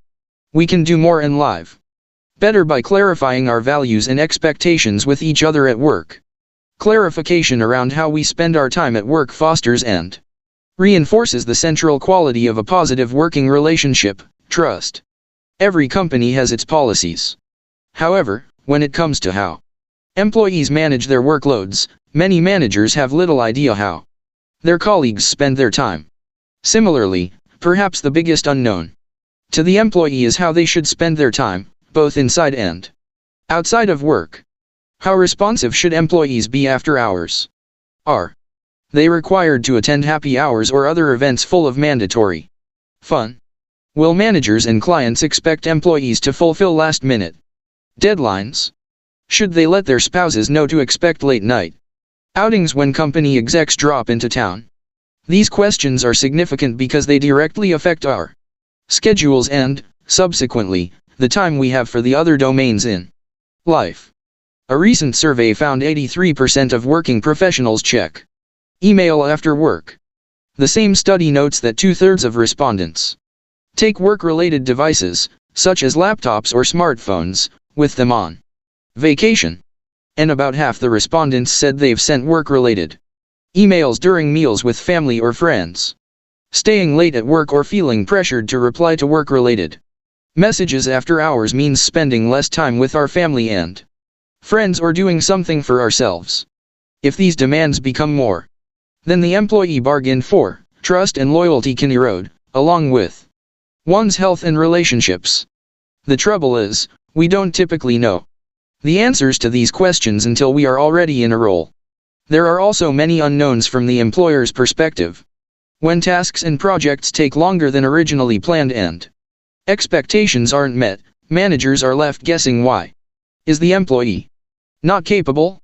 Is he not motivated? Is she looking for another job? How are they spending their time? In response to underperformance, managers often ask employees to do more and work longer hours. But this common knee-jerk reaction asks employees to give more than they expected, stressing the working relationship and prompting them to push back in subtle ways. What does this pushback look like? While often done unknowingly, we find ourselves doing low-priority work, slacking off at our desks, chit-chatting too much with colleagues, and generally reducing productive output. Other times, we, perhaps unconsciously, sabotage our companies by doing pseudo-work, tasks that look like work but aren't in line with the company's top priorities. Think, spending time on pet projects, corporate politicking, sending more emails, or holding more meetings than necessary. This sort of pushback seems to increase when people work more hours. In fact, studies have found that workers who spend more than 55 hours per week on the job have reduced productivity. This problem is further compounded by their making more mistakes and inflicting more useless work on their colleagues, resulting in more time spent to get even less done. What's the solution to this madness? Using a detailed, time-boxed schedule helps clarify the central trust pact between employers and employees. Through regular review, the two parties can make informed decisions regarding whether the employee's time is spent appropriately and help them allocate time to more important tasks. An advertising sales executive at a large tech company in Manhattan, April struggled with her schedule. The mounting pressure to sell more and do more in pursuit of a management role had embittered her friendly disposition. Those pressures infected April's schedule in the form of more meetings, more unplanned conversations, and more emails. Those additional tasks crowded out the time she had to focus on her priorities: caring for her customers, closing more sales, and demonstrating greater results. When I met with April in her office, she looked frazzled. She had 2 months left to close over a third of her annual sales quota of $15 million, and I could tell her mind was elsewhere. April feared she wouldn't meet her goal and had concluded that she was the problem. She just wasn't working hard enough and therefore had to do better. In her mind, better meant working even more hours. Striving to be more productive was making April miserable and was causing her to neglect the other domains of her life. But productivity itself wasn't her problem. She was a productive person who could squeeze a lot out of a small amount of time. Rather, the problem was her lack of a time-boxed schedule, compounded by the self-limiting belief that she, and not her management of time, was the problem. "I'm too slow," she told me over lunch one day. But there was nothing wrong with April. She wasn't slow, but she was lacking the productivity tools for her new role. Though scheduling her time at work didn't come naturally to her, April subdivided her workday to account for the most important tasks she wanted to accomplish. She carved out time for focused work first, aware that creating new client proposals could be done faster and better if she did it without interruption. Every diversion slowed her down and made it more difficult to get back to customizing the pitch. Then she reserved a block of time for client calls and meetings, followed by time in the afternoon for processing emails and messages. I encouraged April to share her work-related time-boxed schedule with her manager, David. To her surprise, when they sat down to discuss her schedule, April found that David was extremely supportive of her intention to stick to a more planned-out day. He knew I was burning the candle at both ends, she told me. When I proposed a weekly schedule, he actually seemed relieved. He told me it was helpful to know when he could call or message me instead of guessing if I was with my family. When she sat down with David, she realized many of the commitments clogging her calendar weren't nearly as important to him as the time she spent closing deals. Thanks to their newfound alignment, David agreed she didn't need to attend so many meetings or mentor so many people and reassured her that this would not adversely affect her career ambitions, as long as she put in the time for her most important task, increasing revenue. To help them stay in sync, April and David decided to meet for 15 minutes every Monday morning at 11 o'clock. Reviewing her schedule for the week ahead would reassure them both that April was spending her time well and enable them to adjust accordingly, if necessary. At the end of the meeting, she realized she could gain greater control over her workday and also cut back on the time she spent tethered to her phone at nighttime that came at the expense of her personal life. April loved the outcome, a detailed view of her entire week that respected her values, reduced distractions, and, ultimately, granted her more time to do what she really wanted. April's story is not everyone's story. The way April allocated her time won't be the way you spend your time, but schedule syncing is essential, whether with a family member or an employer. Regularly aligning expectations around how you'll spend your time is paramount and must be done in regular, predictable increments. If your schedule can be synced weekly, then review it and get agreement for that period, but if your schedule changes daily, getting into the routine of a brief daily check-in with your manager will serve you both well. If you report to multiple bosses, a time-boxed calendar can serve as a way to get alignment around how you spend your time. There's no mystery about what's getting done when there's transparency in your schedule. Remember, the Indies tractable model has 4 parts. Mastering internal triggers is the first step and making time for traction is the second, but there's much more we can do, as you'll soon learn. In part 5, we'll also dive into the role of workplace culture and why persistent distraction is often a sign of organizational dysfunction. For now, it's important not to shortchange the simple yet highly effective technique of schedule syncing. Whether at work, at home, or on our own, planning ahead and time boxing our schedules is an essential step to becoming Indies tractable. By defining how we spend our time and syncing with the stakeholders in our lives, we ensure that we do the things that matter and ignore the things that don't. It frees us from the trivialities of our day and gives us back the time we can't afford to waste. But once we've reclaimed that time, how do we get the most out of it? We'll explore that question in the next section. Remember this: syncing your schedule with stakeholders at work is critical for making time for traction in your day. Without visibility into how you spend your time, colleagues and managers are more likely to distract you with superfluous tasks. Sync as frequently as your schedule changes. If your schedule template changes. 3. Hack back external triggers. Chapter 13. Ask the critical question. Wendy, a freelance marketing consultant, knew exactly what she had to do for the next hour at work. Her calendar told her that she needed to be in her office chair at 9 a.m. to write new client proposals, the most important task of her day. She fired up her laptop and opened the client's file on her screen, eager to win new business. As she held her coffee mug with both hands and took a sip, a fantastic addition to the proposal entered her head. This is going to be great, she thought to herself. But before she had a chance to write down the idea, ping, her phone buzzed with a notification. Wendy ignored the intrusion at first. She jotted down a few words, but then the phone buzzed again with a different notification. This time her focus faltered, and she became curious. What if a client needed her? She picked up her phone, only to find out that a trivial tweet by a celebrity rapper was reverberating through social media. After tapping out of the app, another notification caught her eye. Her mom had messaged her to say good morning. Wendy fired off a quick emoji heart to let mom know she was fine. Oh, and what was that? A bright red notification bubble over the professional social networking app LinkedIn. Perhaps there was a new business opportunity waiting for her? Nope. Just a recruiter who had seen her profile and liked what he saw. Wendy was tempted to reply, but she remembered the time. It was now 9:20 a.m., and she hadn't made any progress on her proposal. Worst of all, she'd forgotten the big idea she had been so excited to add to it. How did this happen? She moaned to herself. Despite having important work to do, Wendy wasn't getting it done. She was, once again, distracted. Does this sound familiar?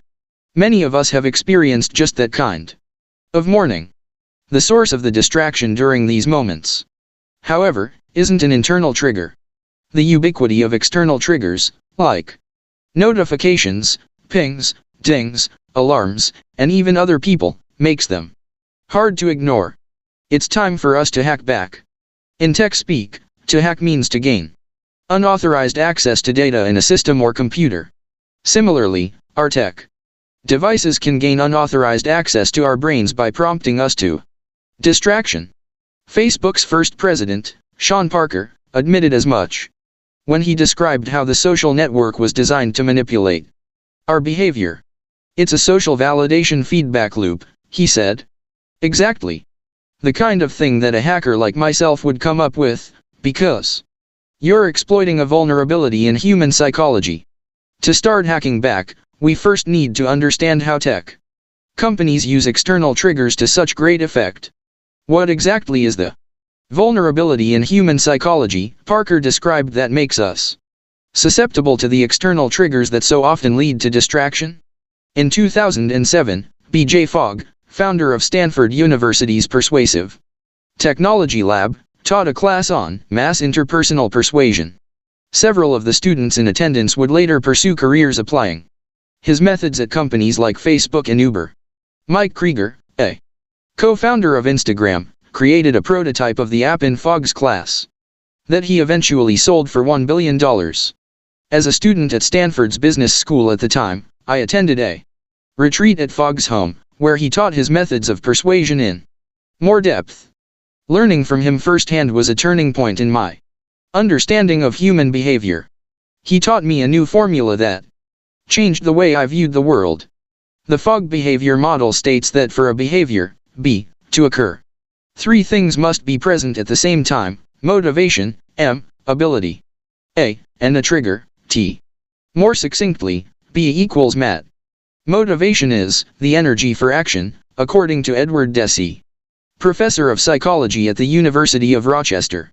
When we're highly motivated, we have a strong desire, and the requisite energy, to take an action, and when we're not motivated, we lack the energy to perform a task. Meanwhile, in Fogg's formula, ability relates to facility of action. Quite simply, the harder something is to do, the less likely people are to do it. Conversely, the easier something is to do, the more likely we are to do it. When people have sufficient motivation and ability, they're primed for certain behavior. However, without the critical third component, the behavior will not occur. A trigger to tell us what to do next is always required. We discussed internal triggers in a previous section, but when it comes to the products we use every day and the interruptions that lead to distraction, external triggers, stimuli in our environment that prompt us to act, play a big role. Today, much of our struggle with distraction is a struggle with external triggers. When BlackBerry launched push email in 2003, users rejoiced.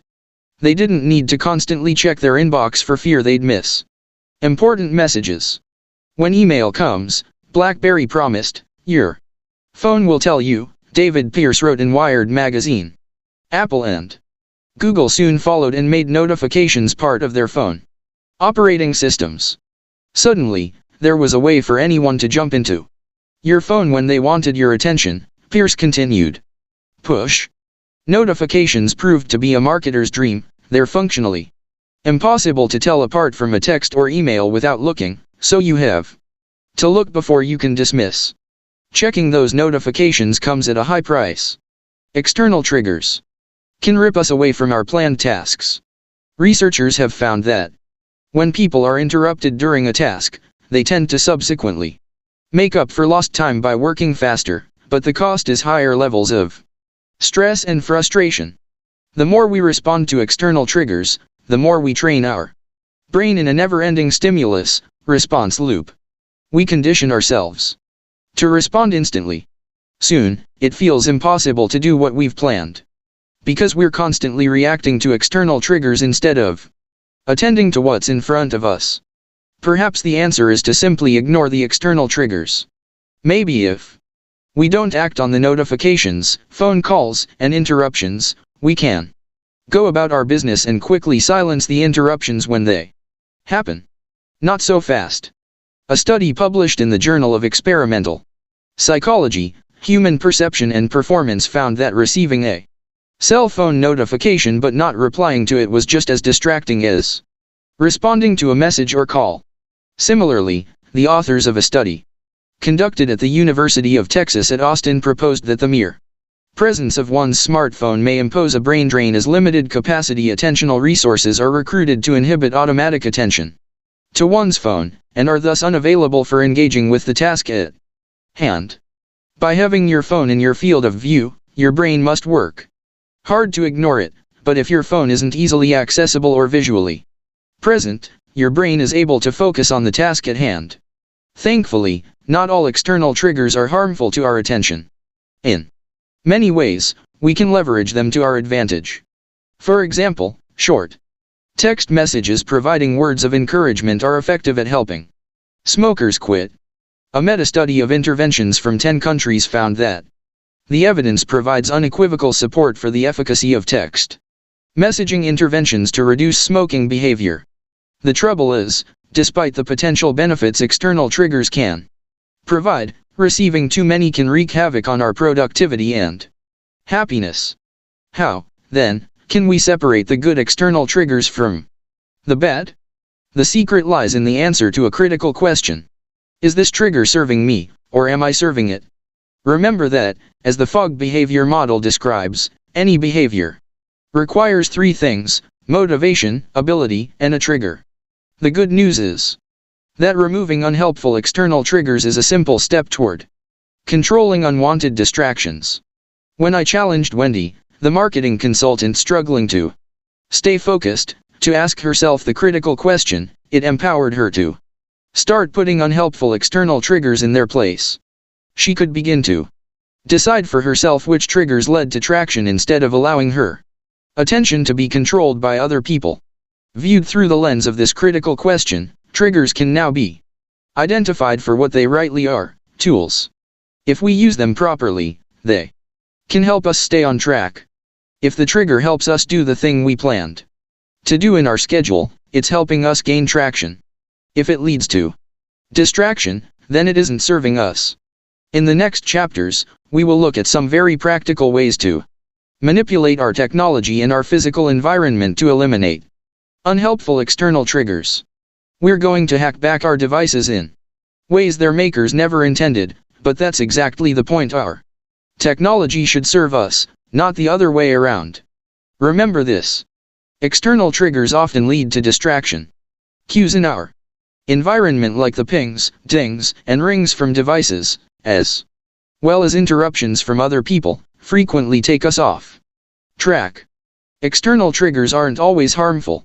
If an external trigger leads us to traction, it serves us.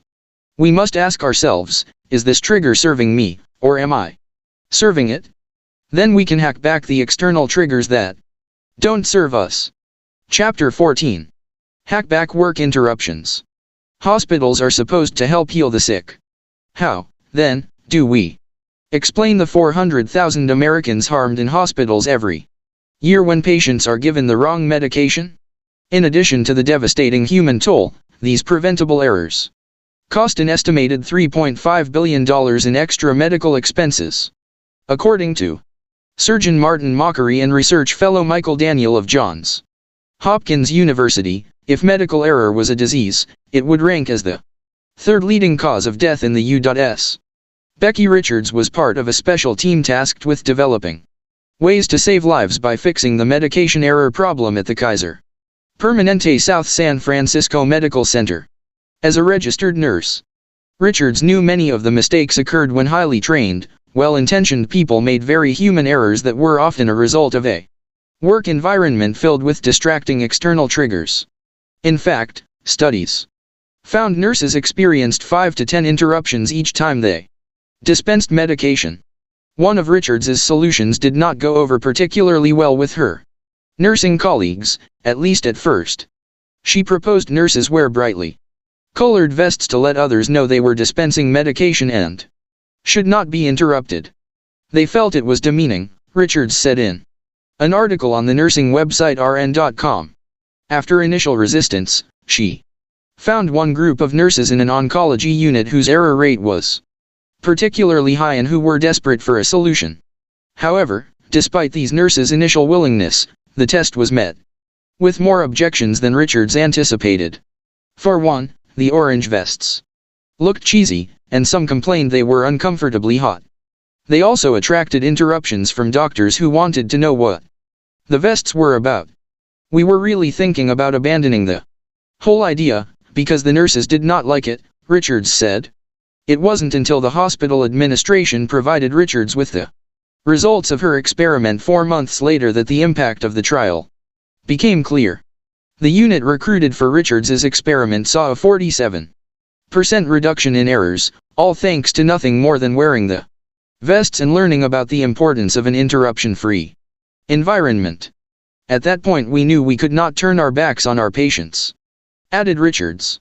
One by one, nurses started sharing the practice, until it spread throughout the hospital and to other care centers. Some hospitals even devised their own unique solutions, like creating a specially marked sacred zone on the floor where nurses prepared medications. Others created special distraction-free rooms or blacked out windows so nurses couldn't be interrupted while they worked. More data emerged about how effective these practices were at reducing errors by shutting out unwanted external triggers. A multi-hospital study coordinated by the University of California, San Francisco, found an 88% drop in the number of errors over a 3-year period. Julie Klidger, director of the university's Integrated Nurse Leadership program, told sfgate.com in 2009 that her inspiration to expand the program came from an unlikely place: the airline industry. It's called the Sterile Cockpit Rule, a series of regulations passed in the 1980s after several accidents occurred as a result of distracted pilots. The regulations banned commercial pilots from performing any non-critical activities when flying under 10,000 feet. The regulation specifically calls out engaging in non-essential conversations and bars flight attendants from contacting pilots during the most dangerous parts of the flight, takeoffs and landings. We liken it to flying a 747, Klidger said. The zone of dangerous distraction for them is anything under 10,000 feet. In the nurses' world, it's when giving medications. Richards reports that nurses not only make fewer mistakes while wearing the vests but also feel that focused work time passes more quickly. Susie Kim, a nurse at Kaiser Permanente West Los Angeles Medical Center, said that while wearing the vests, we can think clearly. While the impact of distraction is rarely as lethal as it is for those in the medical profession, interruptions clearly have an impact on our work performance for any job requiring focus. Unfortunately, interruptions are pervasive in today's workplace. The misuse of space is often a significant contributing factor. 70% of American offices are arranged as open floor plans. Instead of individual workspaces separated by walls, workers today likely have a clear line of sight to their colleagues, the break room, reception, and, well, virtually everything else. Open office floor plans were supposed to foster idea sharing and collaboration. Unfortunately, according to a 2016 meta-study of over 300 papers, the trend has led to more distraction. Not surprisingly, these interruptions have also been shown to decrease overall employee satisfaction. Given the toll distractions can take on our cognitive capabilities, it's time we took action, just as Becky Richards did. While I'm not advocating the wearing of bright orange do not interrupt vests at the office, nor am I insisting on a floor plan overhaul, I am suggesting a solution that is explicit and effective at deterring interruptions from co-workers. In the middle of this book, you'll find a piece of cardstock. If you're reading an ebook edition, you can download and print your own by visiting nearanfar.com/indiestractable. The card contains, in large font, a simple request to passers-by: I need to focus right now, but please come back soon. Place the card on your computer monitor to let your colleagues know that you don't want to be interrupted. It sends an unambiguous message in a way that wearing headphones can't. Just as bright vests reduce prescription errors, a screen sign sends a signal to co-workers that you're indistractable. While the screen sign can be understood by just about anyone, I recommend discussing the purpose with your co-workers. This Conversation could inspire them to do the same and can serve as an entry point to a discussion about the importance of working without distraction. Sometimes, though, we need an even more explicit way to signal our request for interruption-free time, particularly when we're working from home. Using the same principles to block unwanted external triggers, my wife bought a hard-to-miss headpiece on Amazon for just a few dollars. She calls it the concentration crown, and the built-in LEDs light up her head to send an impossible-to-ignore message. When she wears it, she's clearly letting our daughter, and me, know not to interrupt her unless it's an emergency. It works like a charm. When working from home, family members can be a source of distraction. My wife's concentration crown lets us know she is indestructible. Whether it's a vest, a screen sign, or a light-up crown, the way to reduce unwanted external triggers from other people is to display a clear signal that you do not want to be interrupted. Doing so will help colleagues or family members pause and assess their own behaviors before they break your concentration. Remember this: interruptions lead to mistakes. You can't do your best work if you're frequently distracted. Open office floor plans increase distraction. Defend your focus. Signal when you do not want to be interrupted. Use a screen sign or some other clear cue to let people know you are indestructible. Chapter 15. Hack back email. Email is the curse of the modern worker. Some basic math reveals just how big the problem is. The average office-dwelling professional receives 100 messages per day.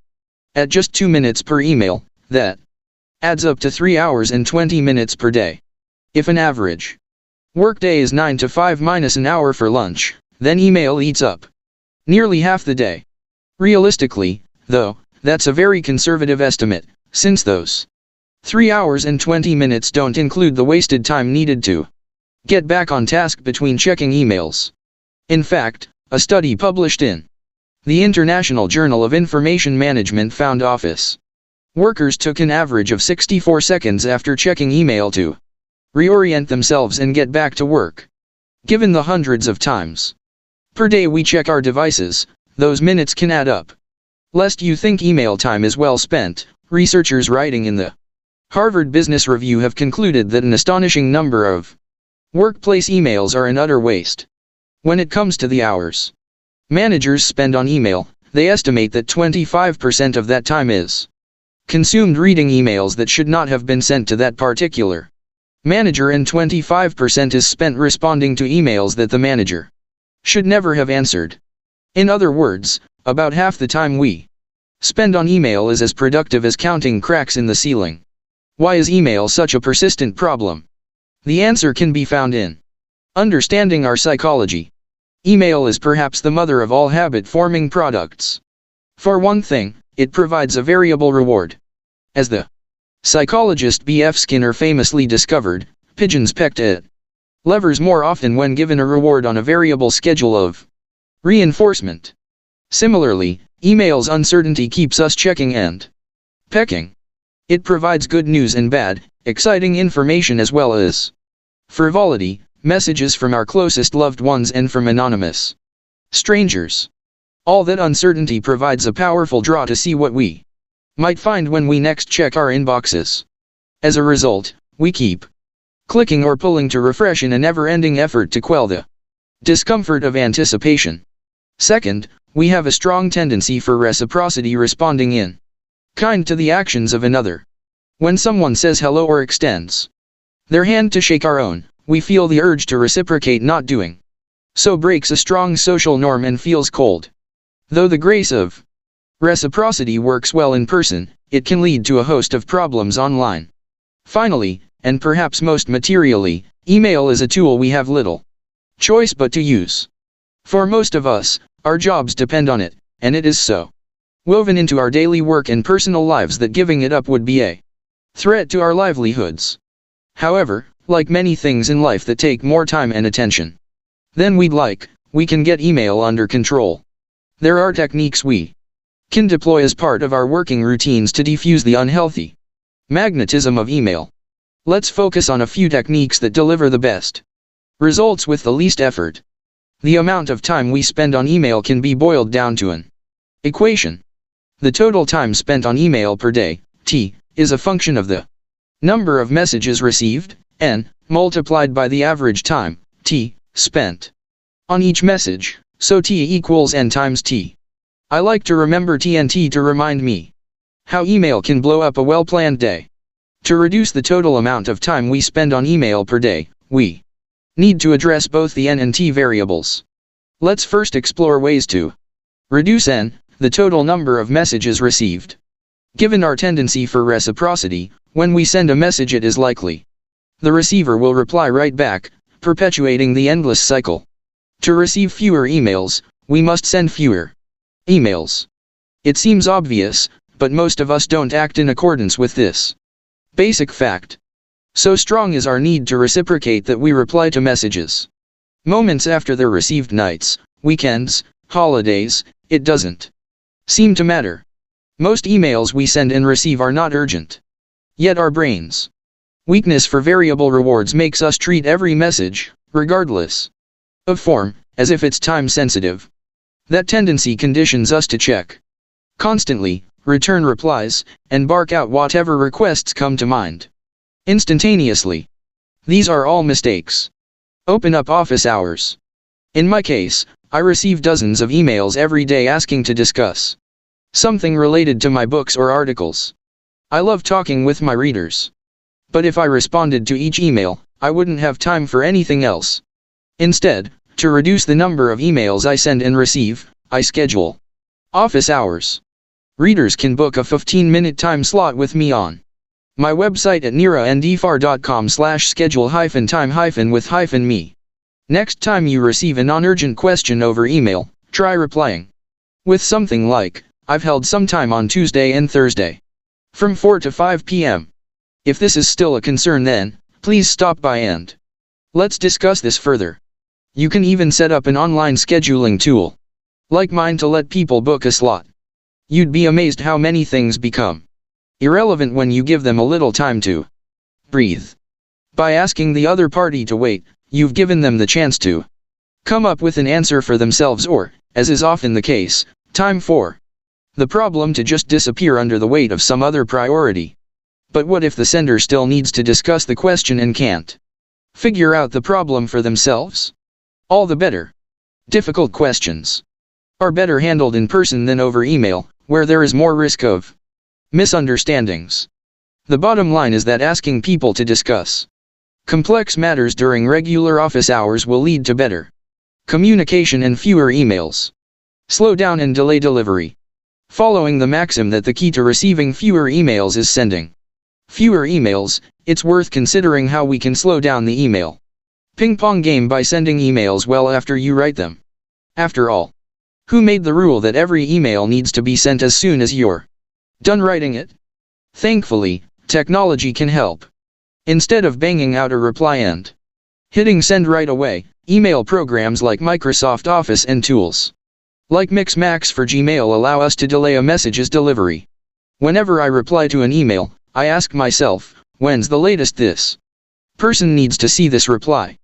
By clicking just one extra button before sending, the email goes out of my inbox and off my plate but is held back from being delivered to the recipient until the predetermined time I selected. Thus, fewer emails sent per day results in fewer emails sent back per day. Not only does delaying delivery allow time for the matter to resolve through other means, it also makes it less likely I'll receive emails when I don't want them. For example, while you might enjoy clearing out your inbox on a Friday afternoon, delaying delivery until Monday prevents you from stressing out your coworkers and helps protect your weekend from relaxation-killing replies. Eliminate unwanted messages. Finally, there's one more highly effective method for reducing inbound emails. Every day, we're targeted by an endless torrent of spam marketing emails and newsletters. Some are helpful, but most are not. How do we stop email messages we never want to hear from again? If the email is a newsletter you signed up for in the past but no longer find useful, the best thing you can do is hit the unsubscribe button at the bottom of the email. As someone who writes such a newsletter, I can tell You that we newsletter writers want you to unsubscribe if you are no longer interested. We pay email service providers per email address on our list, so we prefer to send only to those who find them useful. However, some spammy marketers make it hard to find the unsubscribe button, or might even stubbornly keep sending you emails even after you've unsubscribed. For such cases, I recommend sending them into the black hole. I use SaneBox, a simple program that runs in the background as I use email. Whenever I encounter an email I absolutely never want to hear from again, I click a button to send that sender's email to my Sane black hole folder. Once there, SaneBox's software ensures I'll never hear from that sender again. Of course, managing unwanted email messages takes time, but by reducing the likelihood of unwanted messages creeping into your inbox, you will see the number dwindle to a trickle instead of a torrent. Now that we've covered ways to reduce the number of emails we receive, the n in our equation, let's transition to the second variable t, the amount of time we spend writing emails. There's mounting evidence that processing your email in batches is much more efficient and less stress-inducing than checking it throughout the day. This is because our brains take time to switch between tasks, so it's better to focus on answering emails all at once. I know what you're thinking. You can't wait all day to check email. I understand. I too need to check my inbox to make sure there's nothing truly urgent. Checking email isn't so much the problem, it's the habitual rechecking that gets us into trouble. See if this sounds familiar. An icon tells you that you have an email, so you click and scroll through your inbox. While there, you read message after message to see if anything requires an immediate reply, leaving anything that doesn't for another time. Later in the day, you open your inbox and, forgetting precisely what was in the messages you read earlier, you reopen them. But you don't have time to respond to them all. Later that evening, you go through the emails again. If you're anything like I used to be, you might reopen some messages an embarrassing number of times. What a waste. Play tag. We tend to believe that the most important thing about an email is its content, but that's not exactly right.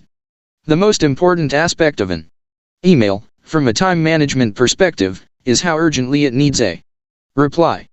Because we forget when the sender needs a reply, we waste time rereading the message. The solution to this mania is simple: only touch each email twice. The first time we open an email, before closing it, answer this question: when does this email require a response? Tagging each email as either today or this week attaches the most important information to each new message, preparing it for the second and last time we open it. Of course, for super urgent, email me right now type messages, go ahead and respond. Messages that don't need a response at all should be deleted or archived immediately. Note that I'm not telling you to tag emails by topic or categories, only by when the message requires a response. Tagging emails in this way frees your mind from distraction because you know you'll reply during the time you've specifically allocated for this purpose in your time-boxed schedule. In my case, I give my inbox a quick perusal before my morning coffee. Tagging each new email by when it requires a reply takes no more than 10 minutes. It gives me peace of mind to know nothing will fall through the cracks. I can leave those messages alone and do focused work until it's time to reply. My daily schedule includes dedicated time for replying to emails I've tagged today. It's much quicker to respond to the urgent messages than to have to wade through all my emails to figure out which need a response by the end of the day. In addition, I reserve a 3-hour time box each week to plow through the less urgent messages I've tagged this week. Finally, at the end of my week, I review my schedule to assess whether the time on my calendar for emailing was sufficient and adjust my time-boxed schedule for the week ahead. Why not quickly type out a response when you first open a message? Taking 2 minutes to reply to an email on your phone doesn't sound like a big deal, until you realize that with the hundreds of messages we receive per day, those 2 minutes can quickly add up. Soon, 2 minutes turn into 10, 15, or 60, and you've wasted your day frantically banging out replies instead of focusing on what you really want to achieve. Slaying the messaging monster requires a host of weapons to hack back this persistent source of distraction, but by experimenting with these proven techniques, we can rein in the triggers that take us off track. Remember this. Break down the problem. Time spent on email, T, is a function of the number of messages received, N, multiplied by the average time, T, spent per message, T equals N times T. Reduce the number of messages received. Schedule office hours, delay when messages are sent, and reduce time wasting messages from reaching your inbox. Spend less time on each message. Label emails by when each message needs a response. Reply to emails during a scheduled time on your calendar. Chapter 16. Hack back group chat. Jason Fried says group chat is like being in an all-day meeting with random participants and no agenda. This is especially notable because the company Fried founded, Basecamp, makes a popular group chat app. But Fried understands it's in his company's interests to make sure his customers don't burn out.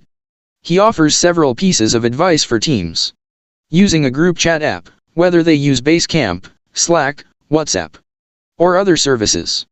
What we've learned is that group chat used sparingly in a few very specific situations makes a lot of sense, Fried wrote in an online post. What makes a lot less sense is chat as the primary, default method of communication inside an organization. A slice, yes. The whole pie, no. All sorts of eventual bad happens when a company begins thinking one line at a time most of the time.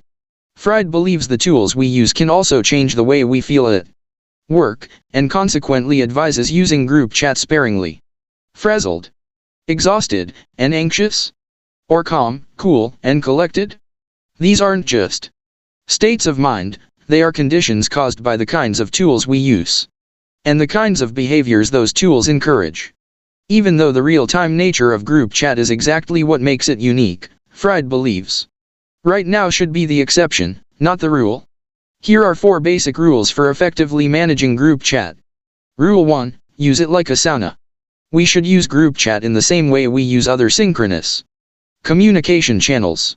We wouldn't choose to participate in a conference call that lasted for a whole day, so the same goes for group chat. Fried recommends we treat chat like a sauna, stay a while but then get out. It's unhealthy to stay too long. Alternatively, we might schedule a team meeting on group chat so that everyone is on at the same time. When used this way, it can be a great way to reduce in-person meetings. It's telling that the CEO of a group chat company advises limiting the use of its product. And yet, many organizations that use these services encourage employees to lurk in the group chat sauna all day long. This is a corrosive practice that individuals can't always change on their own. We'll tackle dysfunctional company culture later in the book. Rule 2, schedule it. The single-line commentaries, GIFs, and emoji commonly used in group chats create an ongoing stream of external triggers, often moving us further away from traction. To hack back, schedule time in your day to catch up on group chats, just as you would for any other task in your time-boxed calendar. It's important to set colleagues' expectations by letting them know when you plan to be unavailable. You can put them at ease by assuring them that you will contribute to the conversation during an allocated time later in the day, but until then you shouldn't feel guilty for turning on the Do Not Disturb feature while doing focused work. Rule 3, be picky. When it comes to group chat, be selective about who's invited to the conversation. Fried advises, don't get everyone on the line. The smaller the chat, the better the chat. Continuing the conference call metaphor, he states, a conference call with 3 people is perfect. A call with 6 or 7 is chaotic and woefully inefficient. Group chats are no different. Be careful inviting the whole gang when you only need a few. The key is to make sure that everyone present is able to add and extract value from being a part of the conversation. Rule 4, use it selectively. Group chat is best avoided altogether when discussing sensitive topics. Remember that the ability to directly observe another person's mood, tone, and nonverbal signals adds critical context to conversations. As Fried suggests, chat should be about quick, ephemeral things, while Important topics need time, traction, and separation from the rest of the chatter. The trouble is that some people like to think out loud in group chat, explaining their arguments and ideas in one-line blurbs. This rarely works because it's hard to follow along with someone's thoughts in real time while others comment with emoji and other potential distractions. Instead of using group chat for long arguments and hurried decisions, it's better to ask participants in the conversation to articulate their point in a document and share it after they've compiled their thoughts. Ultimately, group chat is simply another communication channel, not so dissimilar from email or text messages. When used appropriately, it can have myriad benefits, but when abused or used incorrectly, it can lead to a flood of unwanted external triggers. The secret lies in the answer to our critical question: are these triggers serving me, or am I serving them? We should use group chat where it helps us gain traction, and weed out the external triggers that lead to distraction. Remember this: real-time communication channels should be used sparingly. Time spent communicating should not come at the sacrifice of time spent concentrating. Company culture matters. Changing group chat practices may involve questioning company norms. We'll discuss this topic in Part 5. Different communication channels have different uses. Rather than use every technology as an always-on channel, use the best tools for the job. Get in and get out. Group chat is great for replacing in-person meetings but terrible if it becomes an all-day affair. Chapter 17. Hackback meetings. Meetings today are full of people barely paying attention as they send emails to each other about how bored they are. Part of the problem is that too often people schedule a meeting to avoid having to put in the effort of solving a problem for themselves. To some, talking it out with colleagues feels better than working it out alone. Certainly, collaboration has its place, but meetings should not be used as a distraction from doing the hard work of thinking. How can we make meetings more worthwhile? The primary objective of most meetings should be to gain consensus around a decision, not to create an echo chamber for the meeting organizer's own thoughts. One of the easiest ways to prevent superfluous meetings is to require two things of anyone who calls one. First, meeting organizers must circulate an agenda of what problem will be discussed. No agenda, no meeting. Second, they must give their best shot at a solution in the form of a brief, written digest. The digest need not be more than a page or two discussing the problem, their reasoning, and their recommendation. These two steps require a bit more effort up front, but that's exactly the point. Requiring an agenda and a brief not only saves everyone time by getting to the answer faster but also cuts down on unnecessary meetings by adding a bit of effort on the part of the organizer before calling one. But what about sharing collective wisdom and brainstorming? Those are good things, just not in meetings of more than two people. Unless the meeting is called because of an emergency or as an open forum to listen to employee concerns, which we'll discuss in Part 5, sharing unique perspectives about a business challenge can be shared via email to the stakeholder responsible. Brainstorming can also be done before the meeting and is best done individually or in very small groups. When I taught at the Stanford Design School, I consistently saw how teams who brainstormed individually before coming together not only generated better ideas but were also more likely to have a wider diversity of solutions, as they were less likely to be overrun by the louder, more dominating members of the group.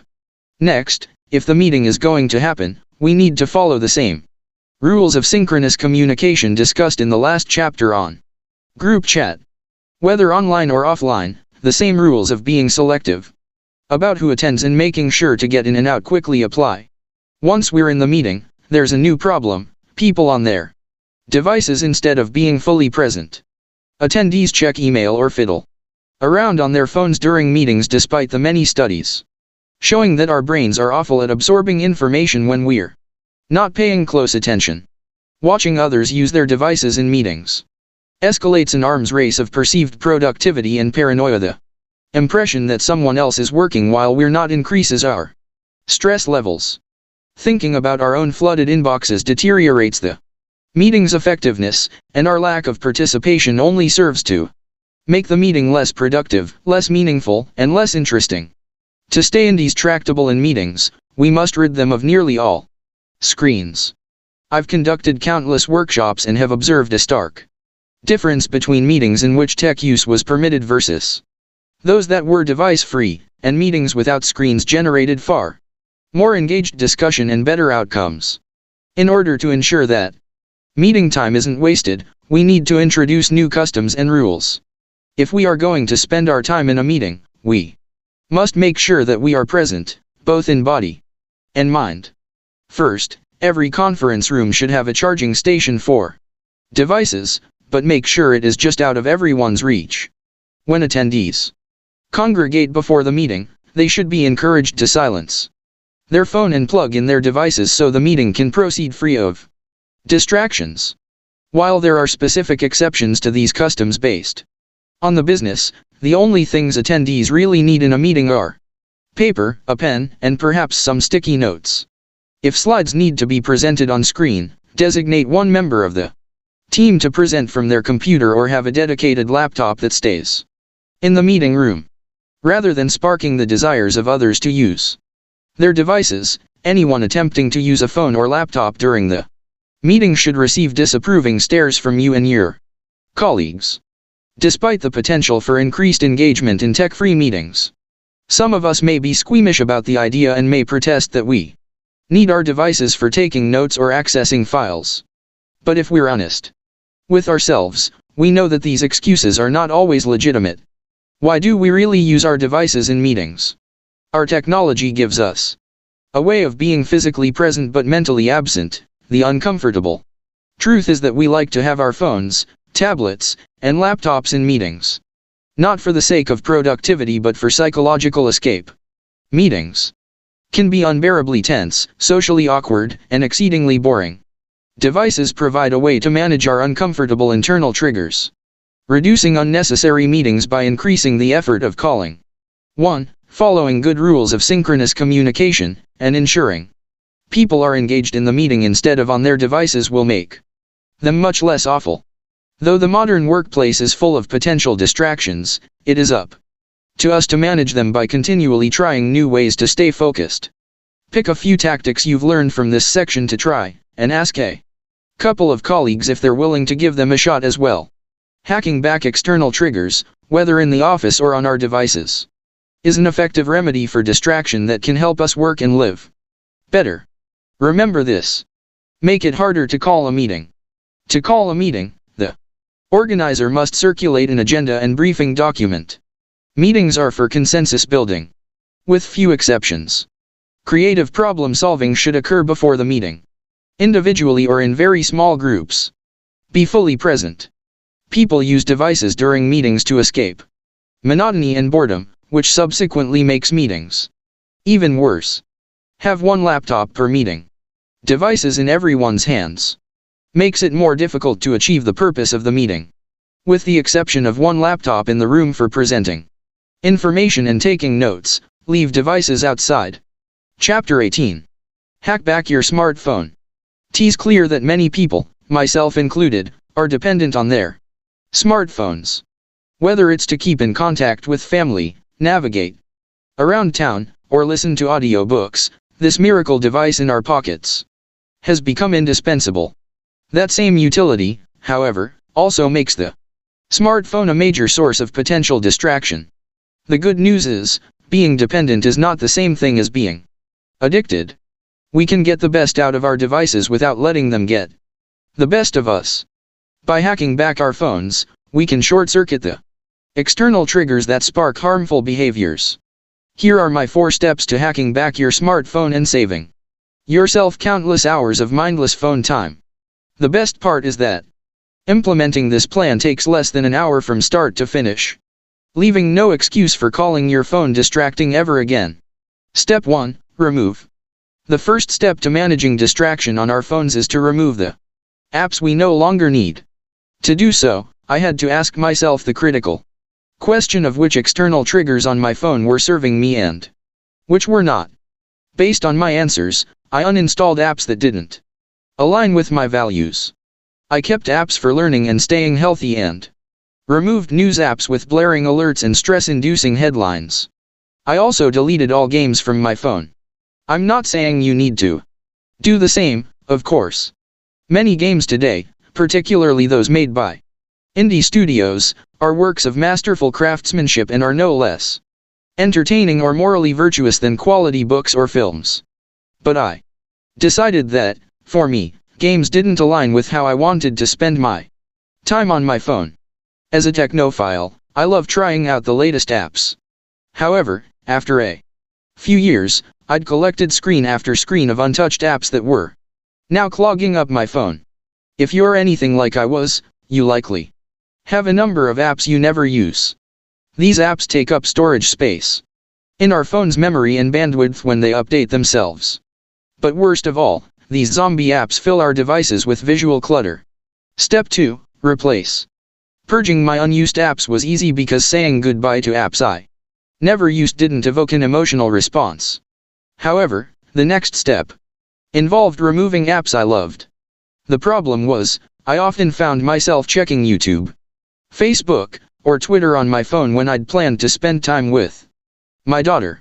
When I'd feel a tinge of boredom, I'd watch a short video, or give a social network a quick pull to refresh. Unfortunately, this also pulled me out of the moment with my daughter. But abandoning these services entirely wasn't an option for me. I still wanted to use them to keep in touch with friends and watch interesting videos. I found my solution by replacing when and where I used the problematic services. Since I'd set aside time for social media in my time-boxed schedule, there was no longer any need to have them on my phone. After a few minutes of hesitation, removing them from my phone felt like a breath of fresh air. I could breathe easy knowing I could still access these services on my computer and at a time I set aside, not whenever the app maker decided to ping me. Perhaps the most surprisingly beneficial mobile phone adjustment was changing the way I checked the time. As someone who hates being late, I used to glance at my phone throughout the day, which far too often caused me to get sucked into a notification on my phone's lock screen. When I started wearing a watch again, I noticed that I checked my phone far less frequently. A quick glance at my wrist told me what I needed to know and no more. Point 3. The idea here is to find the best time and place to do the things you want to do. Just because your phone can seemingly do everything doesn't mean it should. Step 3. Rearrange. Now that we are left only with our critical mobile apps, it's time to make our phones less cluttered and, consequently, less distracting. The aim is that nothing on our phones is able to pull us away from traction when we unlock our devices. Tony Stubblebine, editor-in-chief of the popular Medium publication Better Humans, calls his phone's setup the essential home screen. Stubblebine was the 6th employee at Twitter and is fully aware of the way its platform was designed with human psychology in mind. Stubblebine recommends sorting your apps into 3 categories: primary tools, aspirations, and slot machines. He says primary tools help you accomplish defined tasks that you rely on frequently. Getting a ride, finding a location, adding an appointment. There should be no more than 5 or 6. He calls aspirations the things you want to spend time doing: meditation, yoga, exercise, reading books, or listening to podcasts. Stubblebine describes slot machines as the apps that you open and get lost in: email, Twitter, Facebook, Instagram, Snapchat, etc. He recommends rearranging your phone's home screen so it only displays your primary tools and your aspirations. He instructs you to think of your home page as a group of apps that you feel you are in charge of. If the app triggers any mindless checking from you, move it to a different screen. A few minutes spent rearranging the apps on my phone removed external triggers I didn't need on my home screen. In addition, instead of swiping from screen to locate an app you need, I recommend using the phone's built-in search function. This will reduce the risk of bumping into a distracting app if you begin sifting through all your phone's screens and app folders. Step 4. Reclaim. In 2013, Apple announced that its servers had sent 7.4 trillion push notifications. Unfortunately, few people do anything to avoid those external triggers. According to Adam Markic, CEO of mobile marketing company Kahuna, less than 15% of smartphone users adjust their notification settings, meaning the remaining 85% allow app makers to interrupt them whenever they'd like. It's up to us to make adjustments to suit our needs. The app makers won't do it for us. But which app notifications should we disable, and how? Now that we've whittled down the number of apps on our phones, we can adjust our notification settings. This step took me about 30 minutes, but it was the most life-changing. If you use an Apple iPhone, go to Settings and select the Notifications option, or if you are on an Android device, find the Apps section in Settings. From there, adjust each app's individual notification permissions to your preferences. In my experience, it is worth adjusting two kinds of notification permissions. One sound inaudible notification is the most intrusive. Ask yourself which apps should be able to interrupt you when you are with your family or in the middle of a meeting. I only grant text messages and phone calls this privilege, though I also use an app that plays a chime every hour to help me stay on track with my schedule for the day. 4. 2. Sight after sound. Visual triggers are the second most intrusive form of interruption. In my case, I only allow visual notifications in the form of those red circles on the corner of an app's icon, and I grant this permission only to messaging services like my email app, WhatsApp, Slack, and Messenger. These are not apps I use for emergencies, so I always know I can wait to open them when I'm ready. The one hiccup with these two classifications is that some audible triggers can get through during my focused time or at night when I'm asleep. I only want those external triggers to get to me in case there's an emergency. Thankfully, my iPhone comes with two incredibly helpful Do Not Disturb features. Android is rolling out similar functionality. The first is the standard Do Not Disturb, which can be programmed to prevent all notifications from reaching you, including calls and texts. However, when someone calls twice within 3 minutes or texts the word urgent, Apple's iOS knows to let the call or message go through. The second feature is the Do Not Disturb while driving mode, which blocks calls and texts but also sends a message back to the sender that informs them you can't pick up the phone at the moment. You can even customize the message to let people know you are indestructible. Customize an indestructible auto-reply using Apple's Do Not Disturb while driving feature. It's worth noting that reclaiming your phone's external triggers does require a bit of maintenance. For instance, every time we install a new app, we need to adjust its notifications permission settings. The good news is that Apple iOS and Android are both planning to make the process of modifying notifications easier in upcoming updates to their respective operating systems.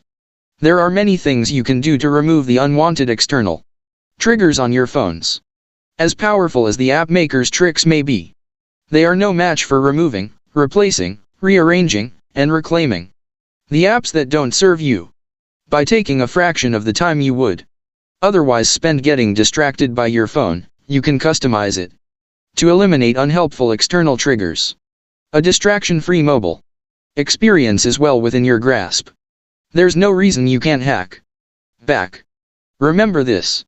You can hack back the external triggers on your phone in 4 steps and in less than 1 hour.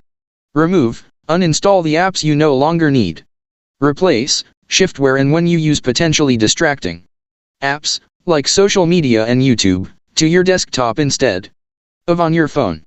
Get a wristwatch so you don't have to look at your phone for the time. Rearrange, move any apps that may trigger mindless checking from your phone's home screen. Reclaim, change the notification settings for each app. Be very selective regarding which apps can send you sound and sight cues. Learn to use your phone's Do Not Disturb settings. Chapter 19. Hack back your desktop. By the looks of his laptop, Robert Van Els could be mistaken for a secret agent. His screen is an explosion of urgent files, a master control center for managing clandestine operatives. The man of mystery persona is typified by the sports car tearing behind an onslaught of Word documents and JPEG files. Just looking at his desktop could raise your blood pressure. But Robert Van Els is not a secret agent. He's a mess Apparently, there's no correlation between the mayhem on one's computer and the adventure in one's life. Anyone can find themselves swamped with desktop clutter. Unfortunately, this digital debris costs us time, degrades performance, and kills concentration. I first met Van Els at a conference where I presented a talk on digital distraction. At that time, he was at his breaking point. He realized if he was going to grow his business, he needed to regain control of his attention. Less distraction, more time to focus, he told me. Later, I learned that Van Els had taken my presentation to heart and gone even further. Over Facebook, he shared a screenshot of his new desktop and reported, "I tested the new layout for a month now and the result works great." Robert Van Els's desktop screen. Van Els discovered that a cluttered desktop doesn't just look ugly. It's also costly. For one, there are cognitive costs. A study by researchers at Princeton University found people performed poorly on cognitive tasks when objects in their field of vision were in disarray as opposed to neatly arranged. The same effect applies to digital environments. According to a study published in the academic journal Behavior and Information Technology. Unsurprisingly, our brains have a tougher time finding things when they are positioned in a disorganized manner, which means every errant icon, open tab, or unnecessary bookmark serves as a nagging reminder of things left undone or unexplored. With so many external triggers, it's easy to mindlessly click away from the task at hand. According to Sophie Leroy at the University of Minnesota, moving from one thing to another hurts our concentration by leaving what she calls an attention residue that makes it harder to get back on track once we have been distracted. Today, Van Els's desktop couldn't be more pristine. He replaced the screeching sports car and hundreds of icons with a black background and simple white letters that read, "What we fear most is usually what we most need to do." Removing unnecessary external triggers from our line of sight declutters our workspace and frees the mind to concentrate on what's really important. Robert Van Els's desktop today, inspiring and trigger-free. Inspired, I decided to follow Van Els and implement a clean sweep of my own. With the exception of 1 or 2 files I will work on over the week, I put everything on my formerly cluttered desktop into one folder. Labeled everything, very original, I know. There's no need to sort files into folders. If I need a file, I use the search function to find it. I now start every workday with a blank slate on my computer screen. You can download your own Indies Tractable wallpaper at nearanfar.com/indiestractable. But my decluttering crusade didn't stop there. I decided to disable all desktop notifications to ensure that various unhelpful external triggers could no longer interrupt me. To eradicate notifications, I opened the System Preferences control panel on my Mac, clicked the Notifications option, and deactivated all the notification preferences for each of the listed apps. I also hacked the Do Not Disturb feature so that it remained on at all times by setting it to turn on at 7 a.m. and turn off 1 minute earlier. With these hacks in place, the countless desktop notifications finally stopped. Similar steps can be taken on a Windows computer using the Focus Assist feature, which also includes the ability to allow interruptions from select people, like your boss. I turned off all desktop notifications and set my laptop to perpetual Do Not Disturb mode. Like Van Els and me, you'll find that a clutter-free desktop can help you get on the path toward traction every time you switch on your computer. You will benefit from working in a digital space free of the triggers that pull your attention away from what you really want to do. Remember this: desktop clutter takes a heavy psychological toll on your attention. Clearing away external triggers in your digital workspace can help you stay focused. Turn off desktop notifications. Disabling notifications on your computer ensures you won't get distracted by external triggers while doing focused work. Chapter 20. Hackback Online Articles. If the internet had a voice, I'm fairly certain it would sound like hell. 9000 from 2001, A Space Odyssey. Hello, Near, it might say to me in its low, monotone voice. Glad to see you again. Internet, I need a few quick things for an article I'm writing, I'd reply. Then it's back to work. No distractions this time. Of course, near, but while you're here, won't you look at the news? Headlines. No, internet, I'd say. I'm just here to find some specific information.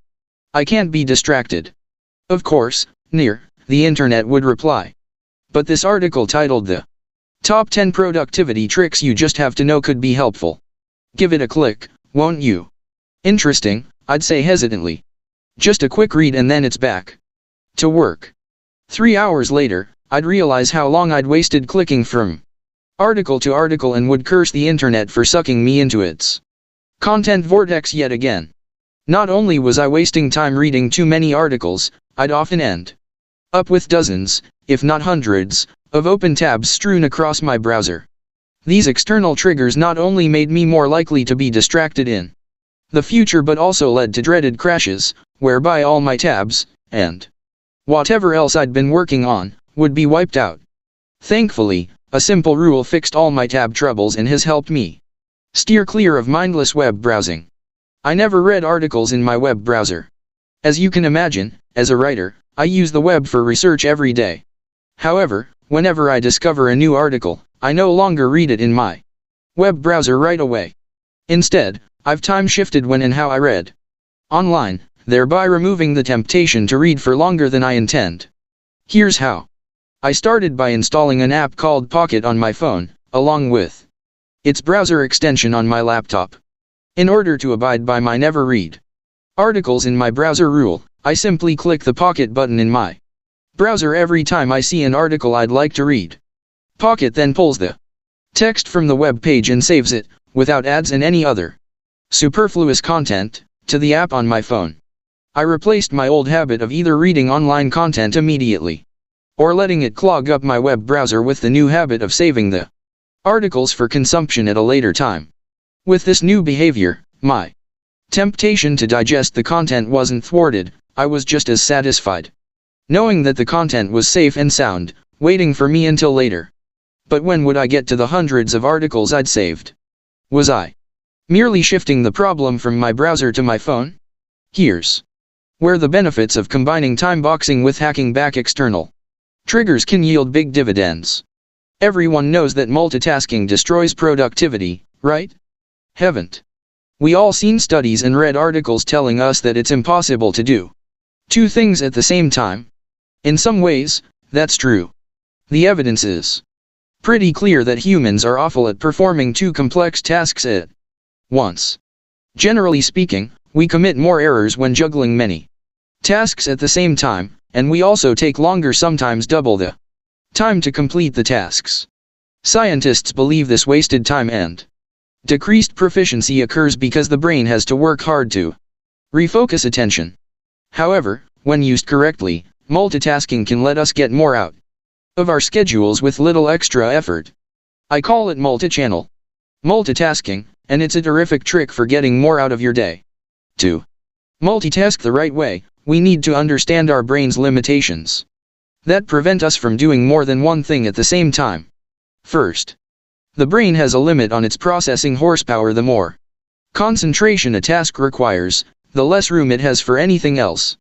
That's why we can't solve two math problems at the same time. Second, the brain has a limited number of attention channels, and it can only make sense of one sensory signal at a time. Try listening to two different podcasts, one in each ear. Not surprisingly, you won't be able to understand what's going on in one without mentally tuning out the other.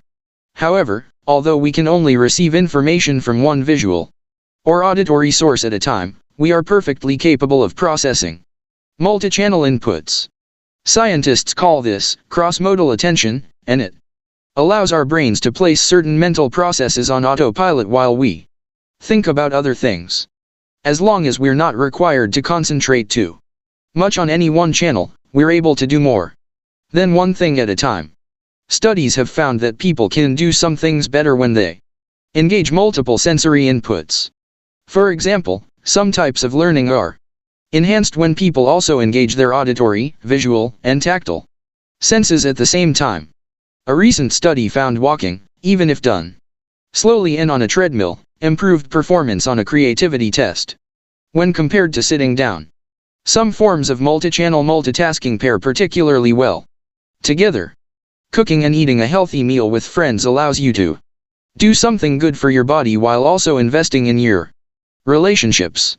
Stepping out of the office for a long walk while taking a phone call or inviting a colleague for a walking meeting checks off two positive things at once. Listening to a non-fiction audiobook on the way to work is a good example of making the most of a commute while investing time in self-improvement. Doing the same while cooking or cleaning makes the chores seem to pass more quickly. Another form of multi-channel multitasking has been shown to be an effective way to help people get fit. Catherine Milkman at the University of Pennsylvania's Wharton School has shown how leveraging a behavior we want to do can help us do things we know we should do. In her study, Milkman gave participants an iPod loaded with an audiobook they could only listen to at the gym. Milkman chose books like The Hunger Games and Twilight that she knew had storylines likely to keep people wanting more. The results were amazing. Participants who had access to the audiobooks only at the gym made 51% more gym visits than those in the control group. Milkman's technique is called temptation bundling and can be used whenever we want to use the rewards from one behavior to incentivize another. In my case, the articles I save to Pocket are my rewards for exercising. Every time I go to the gym or take a long walk, I get to listen to articles read to me through the Pocket app's text-to-speech capabilities. The built-in reading feature is astounding, and the HAL 9000 voice of the internet has been replaced by a British chap with a cheery disposition, who reads the articles I've selected, commercial-free. Getting through my articles feels like a small reward, often encouraging me to work out or take a stroll while satisfying my need for intellectual stimulation and saving me the temptation of reading at my desk. That, folks, is what we call a triple win in the hack-back battle against distraction. Multi-channel multitasking is an underutilized tactic for getting more out of each day. We can build this technique into our schedules to help us make more time for traction and use temptation bundling to make activities, like exercising, more enjoyable. My hack is one method for conquering the seductive draw of reading just one more thing, or having one more tab open for later. By replacing my bad habits with new rules and tools, I've increased my productivity and kept HAL's seductive call at bay. Today, when online articles tempt me to keep clicking, I respond robotically, "I'm sorry, Internet, I'm afraid I can't do that." Remember this. Online articles are full of potentially distracting external triggers. Open tabs can pull us off course and tend to suck us down a time-wasting content vortex. Make a rule. Promise yourself you'll save interesting content for later by using an app like Pocket. Surprise! You can multitask. Use multi-channel multitasking, like listening to articles while working out or taking walking meetings. Chapter 21. Hackback feeds. On the New York City subway, I often find myself surrounded by a sea of social media scrollers, their heads down as they try to reach a mythical news feed finish line before they reach their stops. Social media is a particularly devilish source of distraction. Sites like Twitter, Instagram, and Reddit are designed to spawn external triggers, news, updates, and notifications galore. The infinite scroll of Facebook's news feed is an ingenious bit of behavioral design and is the company's response to the human penchant for perpetually searching for novelty. But just because Facebook uses sophisticated algorithms to keep us tapping doesn't mean we can't hack back. I've found the most effective way to regain control is to eliminate the news feed altogether. Didn't think that was possible? It is, and here's how. A free web browser extension called Newsfeed Eradicator for Facebook does exactly what it says. It eliminates the source of countless alluring external triggers and replaces them with an inspirational quote. If that tool doesn't strike your fancy, another free technology called Todobook replaces the Facebook news feed with the user's to-do list. Instead of scrolling the feed, we see tasks that we planned to do for the day, and only when we've completed our to-do list does the news feed unlock.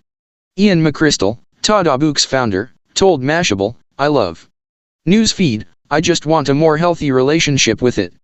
So I wanted a way to keep up my productivity while still having access to the less distracting parts of Facebook. For links to all my favorite tools to hack back distractions, visit nearanfar.com/indiestractable. You can hack back Facebook by removing the news feed. Personally, I still use Facebook, but now I use it the way I want, instead of the way Facebook intended. When I want to see updates from a certain friend or participate in the discussion happening in a particular Facebook group, I go straight to the page I want instead of having to wrestle myself away from the news feed. I allocate time on my calendar to check Facebook almost every day, but without the unwanted external triggers in the news feed to tempt me down a rabbit hole of frivolity. I'm in and out in less than 15 minutes. Though technologies like Todobook work across several other social media sites including Reddit and Twitter, there's another way to avoid distractions on these and other feed-based social networking sites. Bypass the feed using a clever bookmarking protocol. For example, typing in linkedin.com takes you to the website's feed, where a stream of stories can keep you scrolling and clicking for hours. While I could install a browser extension called Newsfeed Burner, which eliminates the LinkedIn feed, I benefit from the industry information in the LinkedIn feed and don't want it gone completely. In this case, instead of eradicating the feed, I simply take charge of the exact URL when I visit the site, making sure I choose a destination with fewer external triggers likely to distract me. Here's how it works. During my scheduled social media time, I click on a button in my browser to activate an extension called Open Multiple Websites. As the name suggests, the button opens all the website addresses I've preloaded. Since I don't want to land on the linkedin.com feed, I've preloaded linkedin.com/messaging, where I can read and respond to messages instead of falling victim to the endless, distracting feed. With the same click, the browser extension opens twitter.com/nereal, where I can respond to comments and questions without seeing the infamous and inflammatory Twitter feed. By avoiding the feed, I'm much more likely to use social media mindfully while still allowing time to connect with others proactively. Just as companies like Facebook and LinkedIn implement behavioral design to keep us scrolling, YouTube deploys similar psychological hacks to keep us watching with its powerful external triggers. As you watch a video, YouTube's algorithm hums away at predicting what you'll likely want to watch next, based on the topic of the video you're currently watching and your video history. YouTube serves up thumbnail images of recommended videos along the right side of the web page, usually next to advertisements for sponsored videos targeted at you. Similar to a news feed, these thumbnails also appear as soon as you land on YouTube's homepage, sending you on a hunt for more digital treasure. Such external triggers are there to keep you watching video after video. Of course, there's nothing inherently wrong with spending time on YouTube. I have time reserved in my time-boxed calendar to indulge in YouTube videos, and I love it. But rather than mindlessly viewing the next recommended video or clicking on yet another enticing suggestion, I use some hacks of my own to make sure I only watch videos I'd planned to see. Specifically, I like the free browser extension called DFTube, which scrubs away many of the distracting external triggers and lets me watch a video in peace. I find that removing the suggested videos and ads along the side of the screen is a huge help. You can hack back YouTube by removing distracting video thumbnails and ads. Overcoming the countless external triggers on social media, from news feeds to suggested videos, represents a significant step in our quest to become indiestractable. Regardless of the exact tool we choose, the key is to regain control over our experiences rather than allowing the social networks to control our time and attention. Remember this: feeds, like the ones we scroll through on social media, are designed to keep you engaged. Feeds are full of external triggers that can drive us to distraction. Take control of feeds by hacking back. Use free browser.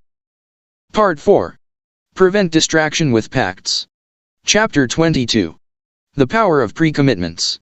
Jonathan Franzen, the writer Time magazine called the great American novelist, struggles with distraction just like you and me. The difference, however, between Franzen and most people, is that he takes drastic steps to keep himself focused. According to a 2010 Time profile, he uses a heavy, obsolete Dell laptop from which he has scoured any trace of Hearts and Solitaire, down to the level of the operating system. Because Franzen believes you can't write serious fiction on a computer that's connected to the internet, he not only removed the Dell's wireless card but also permanently blocked its Ethernet port. What you have to do, he explains, is you plug in an Ethernet cable with superglue and then you saw off the little head of it. Franzen's methods may seem extreme, but desperate times call for desperate measures. And Franzen is not alone in his methods. Famed director Quentin Tarantino never uses a computer to write his screenplays, preferring to work by hand in a notebook. Pulitzer Prize winning author Jhumpa Lahiri writes her books with pen and paper and then types them on a computer without internet. What these creative professionals understand is that focus not only requires keeping distraction out, it also necessitates keeping ourselves in. After we've learned to master internal triggers, make time for traction, and hack back external triggers, the last step to becoming indies tractable involves preventing ourselves from sliding into distraction. To do so, we must learn a powerful technique called a pre-commitment, which involves removing a future choice in order to overcome our impulsivity. Although researchers are still studying why it is so effective, pre-commitment is, in fact, an age-old tactic. Perhaps the most iconic pre-commitment in history appears in the ancient telling of the Odyssey. In the story, Ulysses must sail his ship and crew past the land of the Sirens, who sing a bewitching song known to draw sailors to their shores. When sailors approach, they wreck their ships on the Sirens' rocky coast and perish. Knowing the danger ahead, Ulysses hatches a clever plan to avoid this fate. He orders his men to fill their ears with beeswax so they cannot hear the sirens' call. Everyone follows Ulysses' orders, with the exception of Ulysses, who wants to hear the beautiful song for himself. But Ulysses knows that he will be tempted to either steer his ship toward the rocks or jump into the sea to reach the sirens.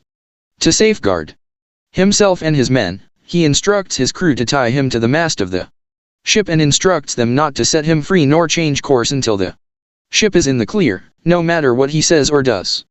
The crew follows Ulysses' commands, and as the ship passes the sirens' shores, he is driven temporarily insane by their song. In an angry rage, he calls for his men to let him go, but since they cannot hear the sirens nor their captain, they navigate past the danger safely. In Homer's Odyssey, Ulysses resists the sirens' song by making a pre-commitment and successfully avoiding the distraction. A Ulysses Pact is defined as a freely made decision that is designed and intended to bind oneself in the future, and is a type of pre-commitment we still use today. For example, we pre-commit to advanced healthcare directives to let our doctors and family members know our intentions should we lose our ability to make sound judgments. We pre-commit to our financial security by depositing money in retirement accounts with steep penalties for early withdrawal to ensure we don't spend funds we'll need later in life. We covet the fidelity that is promised in a lifelong relationship bound by the contract of marriage. Such pre-commitments are powerful because they cement our intentions when we're clear-eyed and make us less likely to act against our best interests later. Just as we make pre-commitments in other areas of our lives, we can utilize them in our counter-offensive against distraction. The most effective time to introduce a pre-commitment is after we've addressed the first three aspects of the indies tractable model. If we haven't fundamentally dealt with the internal triggers driving us toward distraction, as we learned in part 1, we'll be set up for failure. Similarly, if we haven't set aside time for traction, as we learned in part 2, our pre-commitments will be useless. And finally, if we don't first remove the external triggers that aren't serving us before we make a pre-commitment, it's likely not going to work. Pre-commitments are the last line of defense preventing us from sliding into distraction. In the next few chapters we'll explore the 3 kinds of pre-commitments we can use to keep ourselves on track. Remember this: being indies tractable does not only require keeping distraction out, It also necessitates reining ourselves in. Pre-commitments can reduce the likelihood of distraction. They help us stick with decisions we've made in advance. Pre-commitments should only be used after the other three. Indy's tractable strategies have already been applied. Don't skip the first 3 steps. Chapter 23. Prevent distraction with effort pacts. Inventors David Krippendorf and Ryan Tseng came up with a simple way to stop their unwanted habit of late-night snacking on indulgent foods. Their device, K-Safe, formerly Kitchen Safe, is a plastic container equipped with a locking timer built into the lid. Placing your tempting treats, like Oreo cookies, a personal favorite, in the container and setting the K-Safe timer locks the container until the timer runs out. Of course, one could smash the container with a hammer, or run out to buy some more cookies, but that extra effort makes those choices less likely. Krippendorf and Tseng's concept was so compelling that it scored a deal on the reality show Shark Tank, and the product now has nearly 400 5-star reviews on Amazon. K-Safe is an example of a pre-commitment. Specifically, it demonstrates the usefulness of an effort-packed kind of pre-commitment that involves increasing the amount of effort required to perform an undesirable action. This type of pre-commitment can help us become Indy's tractable. An effort pact prevents distraction by making unwanted behaviors more difficult to do. We are experiencing an explosion of new products and services vying to help us make effort pacts with our digital devices. Whenever I write on my laptop, for instance, I click on the Self-Control app, which blocks my access to a host of distracting websites like Facebook and Reddit, as well as my email account. I can set it to block these sites for as much time as I need, typically in 45-minute to 1-hour increments. Another app called Freedom is a bit more sophisticated and blocks potential distractions not only on my computer but also on mobile devices. Forest, perhaps my favorite distraction-proofing app, is one I find myself using nearly every day. Every time I want to make an effort pact with myself to avoid getting distracted on my phone, I open the Forest app and set my desired length of phone-free time. As soon as I hit a button marked plant, a tiny seedling appears on the screen and a timer starts counting down. If I attempt to switch tasks on my phone before the timer runs out, my virtual tree dies. The thought of killing the little virtual tree adds just enough extra effort to discourage me from tapping out of the app a visible reminder of the pact I've made with myself. Apple and Google are also joining the crusade against digital distractions by adding effort-packed capabilities to their operating systems. Apple's iOS 12 allows users to schedule time constraints for certain apps through its downtime function. If users attempt to access a listed app during specified hours, the phone prompts the user to take an additional step in order to confirm that they want to break their pact. Newer versions of Google's Android come with digital well-being features that provide similar functionality. Adding a bit of additional effort forces us to ask if a distraction is worth it. Whether with the help of a product like K-Safe or an app like Forest, effort pacts are not limited to those we make with ourselves. Another highly effective way to forge them involves making pacts with other people. The Forest app is a simple way to make an effort pact on your phone. In previous generations, social pressure helped us stay on task. Before the invention of the personal computer, procrastinating at our desks was obvious to the entire office. Reading a copy of Sports Illustrated or Vogue or recapping the details of our long weekend while on the phone with a friend sent clear signals to our colleagues that we were slacking off. In contrast, few people today can see what we're scrolling through or clicking on while at the office. Hunched over our laptops, we find ourselves checking sports scores, news feeds, or celebrity gossip headlines throughout the workday. To a passerby, these acts look just the same as performing competitive research or following up on sales leads. Disguised by the privacy of our screens, the social pressure to stay on task disappears. The problem becomes more acute when we work remotely. Since I tend to work from home, I find it all too easy to get off track when I know I should be writing. Perhaps bringing back a bit of social pressure when I'm having trouble staying focused could be helpful. I put the Question to the test and asked my friend Taylor, a fellow author, to co-work with me. Most mornings, we sat at adjacent desks in my home office and agreed to work in timed sprints of 45 minutes. Seeing him hard at work, particularly at times when I found myself losing steam, and knowing that he could see me, kept me doing the work I knew I needed to do. Scheduling time with a friend for focused work proved to be an effective way to commit to doing what mattered most. But what if you can't find a colleague with a compatible schedule? When Taylor went away to speak at a conference for a week, I needed to recreate the experience of making an effort pact with another person. Thankfully, I found FocusMate. With a vision to help people around the world stay focused, they facilitate effort pacts via a one-to-one video conferencing service. While Taylor was away, I signed up at FocusMate.com and was paired with a Czech medical school student named Martin. Because I knew he would be waiting for me to co-work at our scheduled time, I didn't want to let him down. While Martin was hard at work memorizing human anatomy, I stayed focused on my writing. To discourage people from skipping their meeting times, participants are encouraged to leave a review of their FocusMate. 5. Effort pacts make us less likely to abandon the task at hand. Whether we make them with friends and colleagues, or via tools like Forest, Self-Control, FocusMate, or K-Safe, effort pacts are a simple yet highly effective way to keep us from getting distracted. Remember this. An effort pact prevents distraction by making unwanted behaviors more difficult to do. In the age of the personal computer, social pressure to stay on task has largely disappeared. No one can see what you're working on, so it's easier to slack off. Working next to a colleague or friend for a set period of time can be a highly effective effort pact. You can use tech to stay off tech. Apps like Self-Control, Forest, and FocusMate can help you make effort pacts. Chapter 24. Prevent distraction with price pacts.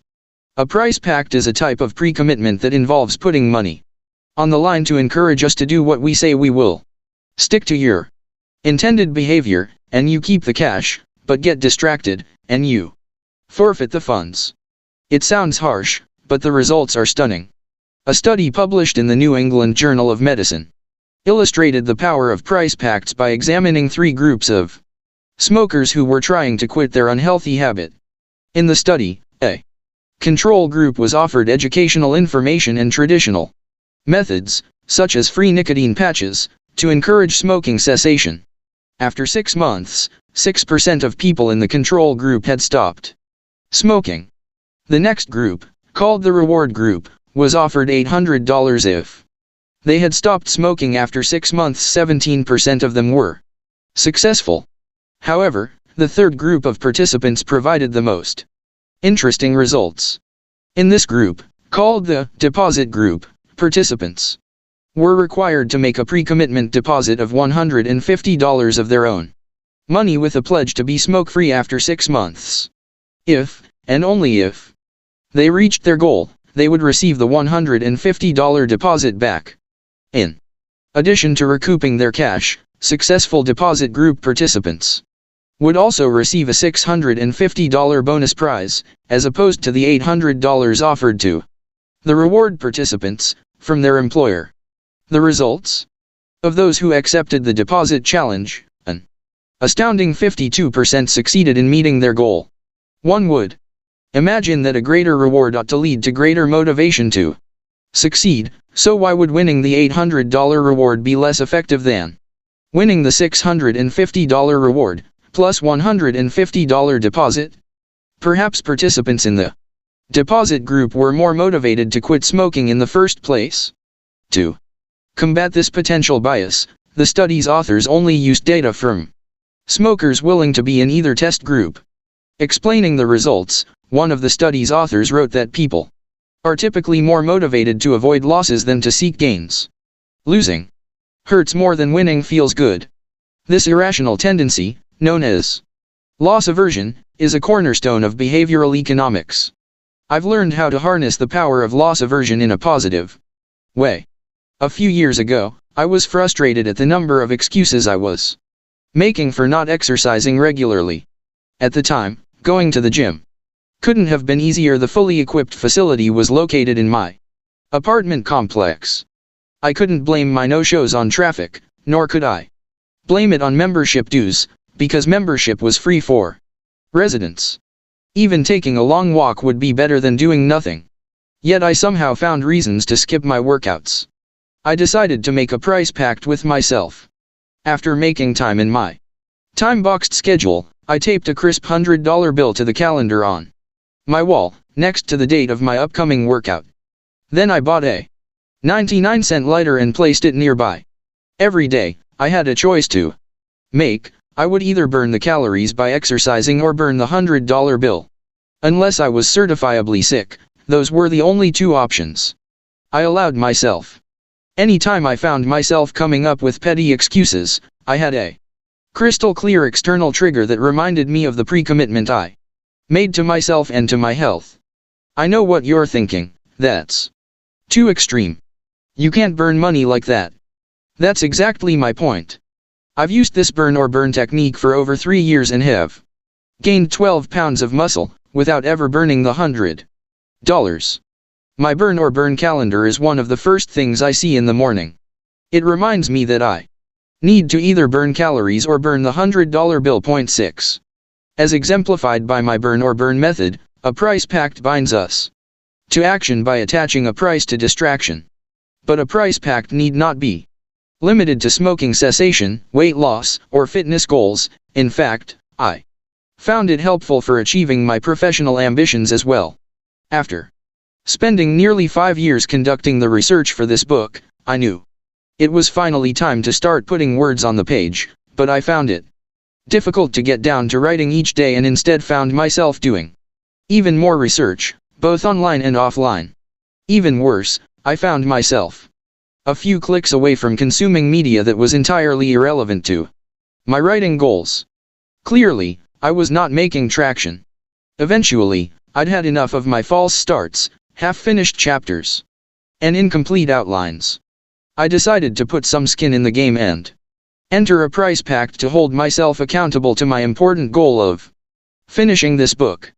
I asked my friend Mark to be my accountability partner in my price pact. If I didn't finish a first draft of this book by a set date, I had to pay him $10,000. The thought of it made me sick to my stomach. If I forfeited the money, gone would be the vacation budget I'd set aside for my 40th birthday, gone would be my self-indulgent fund reserved for my new adjustable desk, most devastatingly, gone would be the completion of this book, a goal I so desperately wanted to achieve. A price pact is effective because it moves the pain of losing to the present moment, as opposed to a far-off future. There's also nothing special about the dollar amount so long as the sum hurts to lose. For me, the price pact worked like a charm, because knowing that I had so much on the line kicked me into high gear. I committed to a minimum of 2 hours of distraction-free writing time 6 days per week, added it to my time-boxed schedule, and got down to work each day. In the end, I was able to keep my money, and my vacation and adjustable desk, and you're now reading the result of my work. By this point, you may think price pacts are an impenetrable defense against distraction. Why not just make the cost of distraction so high that you always stay on track? The fact is, price pacts aren't for everyone and for every situation. While price pacts can be highly effective, they come with some caveats. To experience the best results with price pacts, we need to be aware of and plan for their pitfalls. Pitfall 1. Price pacts aren't good at changing behaviors with external triggers you can't escape. There are certain behaviors that aren't suitable for changing through a price pact. This kind of pre-commitment is not recommended when you can't remove the external trigger associated with the behavior. For example, nail biting is a devilishly hard habit to break because biters are constantly tempted whenever they become aware of their hands. Such body-focused repetitive behaviors are not good candidates for price pacts. Similarly, attempting to finish a big project that requires intense focus while working next to a colleague who wants to continuously show you the latest photos of their super cute puppy is unreasonable. Price pacts only work when you can tune out or turn off The external triggers. Pitfall 2. Price pacts should only be used for short tasks. Implementing price pacts like my burn or burn technique work well, because they require short bursts of motivation, a quick trip to the gym, 2 hours of focused writing time, or surfing the urge of a cigarette craving, for example. If we are bound by a pact for too long, we begin to associate it with punishment, which can spawn counterproductive effects, such as resentment of the task or goal. Pitfall 3. Entering a price pact is scary. Despite knowing how effective they are, most people cringe at the idea of making a price pact in their own lives. I sure did at first. I struggled with committing to my burn or burn regimen because I knew it meant I would have to do the uncomfortable work of hitting the gym. Similarly, shaking Mark's hand and pledging to finish my manuscript made me sweat. Only later did I realize how illogical it was to resist a goal-setting technique that makes success so much more likely. Expect some trepidation when entering into a price pact, but do it anyway. Pitfall 4. Price pacts aren't for people who beat themselves up. Though the study discussed above was one of the most successful smoking cessation studies ever conducted, some 48% of the participants in the deposit group did not achieve their goal. Behavior change is hard, and some people will fail any program for long-term behavior modification must accommodate those of us who, for one reason or another, don't stick with it. It's critical to know how to bounce back from failure, as we learned in Chapter 8, responding to setbacks with self-compassion instead of self-criticism is the way to get back on track. While trying a price pact, make sure you are able to be kind to yourself and understand that you can always adjust the program to give it another go. None of the 4 pitfalls negate the benefits of making a price pact. Rather, they are preconditions to make sure we use the right tool for the job. When used in the right way, price pacts can be a highly effective way to stay focused on a difficult task by assigning a cost to distraction. Remember this: a price pact adds a cost to getting distracted. It has been shown to be a highly effective motivator. Price pacts are most effective when you can remove the external triggers that lead to distraction. Price pacts work best when the distraction is temporary. Price pacts can be difficult to start. We fear making a price pact because we know we'll have to actually do the thing we're scared to do. Learn self-compassion before making a price pact. Chapter 25. Prevent distraction with identity pacts. One of the most effective ways to change our behavior is to change our identity. No, this doesn't require joining a witness protection program or the CIA. Rather, as modern psychology confirms, slight alterations in the way we see ourselves can have a dramatic effect on our future actions. Consider an experiment run by a group of Stanford University psychologists in 2011. A young researcher named Christopher Bryan designed a study to test the effects of priming individuals to think of themselves in slightly different ways. First, he asked 2 groups of registered voters to complete questions related to an upcoming election. One group's survey questions included the verb to vote, for example, "How important is it to you to vote?" The second group answered similar questions that included the noun voter, such as "How important is it to you to be a voter?" The difference in wording may seem minor, but the results were extraordinary. To measure the effect of the small wording change, the researchers then asked participants of their intentions to vote and cross-referenced public voting records to confirm whether they had actually followed through. The results were among the largest experimental effects ever observed on objectively measured voter turnout. Bryan and his co-authors wrote in a study published by the Proceedings of the National Academy of Sciences. They found that those shown the survey about being a voter were much more likely to vote than those who were asked how likely they were to vote. The results were so surprising that the researchers replicated the experiment during another election to confirm their validity. The results were the same. The voter group dramatically outperformed the to-vote group. Bryan concluded, people may be more likely to vote when voting is represented as an expression of self, as symbolic of a person's fundamental character rather than as simply a behavior. Our self-image has a sizable impact on our behavior and has Implications well beyond the voting booth. Identity is another cognitive shortcut that helps our brains make otherwise difficult choices in advance, thereby streamlining decision-making. Our perception of who we are changes what we do. The way we think of ourselves also has a profound impact on how we deal with distractions and unintended behaviors. A study published in the Journal of Consumer Research tested the words people use when faced with temptation. During the experiment, one group was instructed to use the words "I can't" when considering unhealthy food choices, while the other group used "I don't." At the end of the study, participants were offered either a chocolate bar or granola bar to thank them for their time. Nearly twice as many people in the "I don't" group picked the healthier option on their way out the door. The authors of the study attributed the difference to the psychological empowerment that comes with saying "I don't" rather than "I can't." The results were similar to those in the voting study. "I can't" relates to the behavior, while "I don't" says something about the person. To leverage the power of identity to prevent distraction, we can enter into what I call an identity pact, which is a pre-commitment to a self-image that helps us pursue what we really want. There's an old joke that goes, "How do you know someone is a vegetarian?" The punchline: don't worry, they'll tell you. You could replace vegetarian with any number of monikers, from marathoner to marine, and the joke would still ring true. I was a vegetarian for 5 years. As anyone who has tried a meat-free diet knows, friends always ask, "Don't you miss meat?"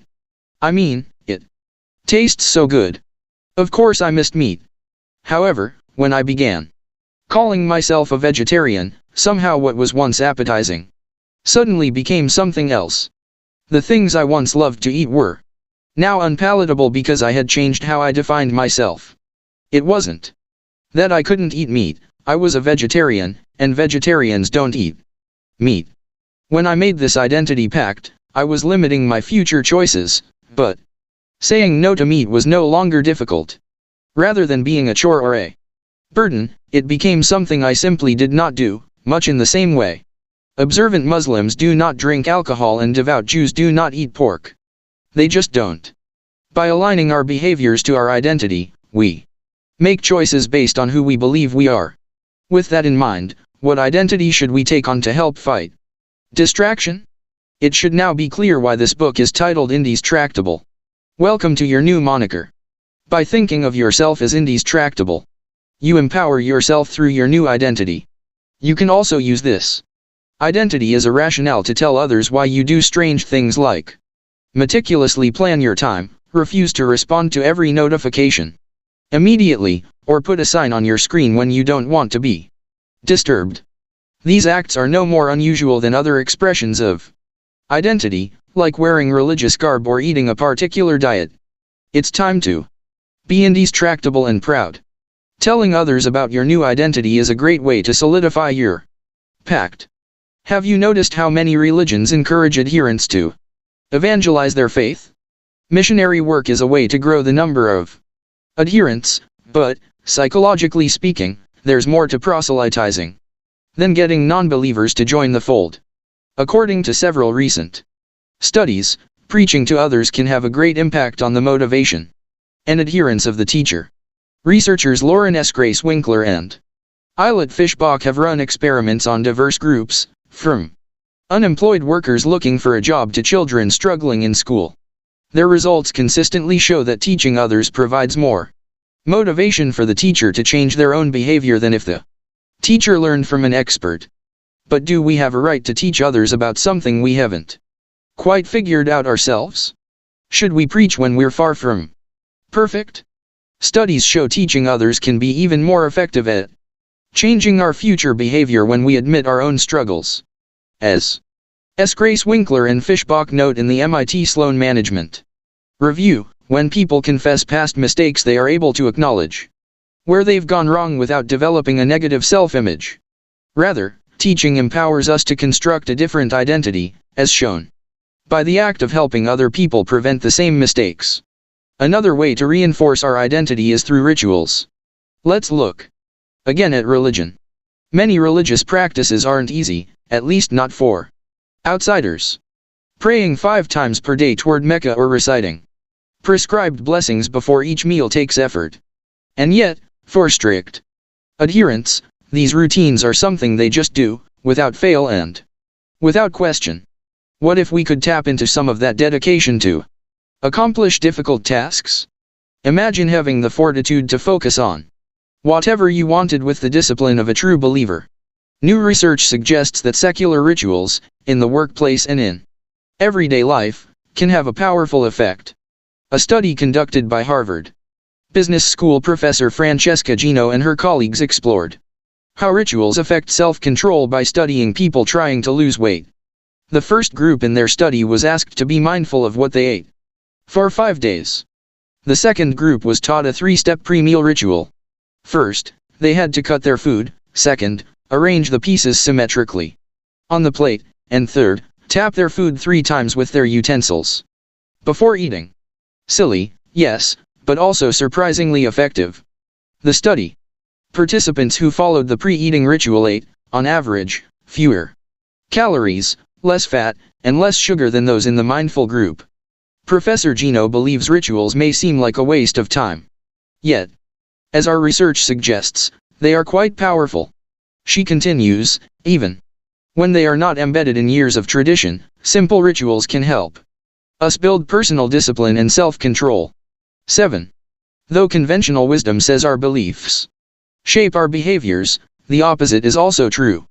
Evidence of the importance of rituals supports the idea of keeping a regular schedule, as described in Part 2.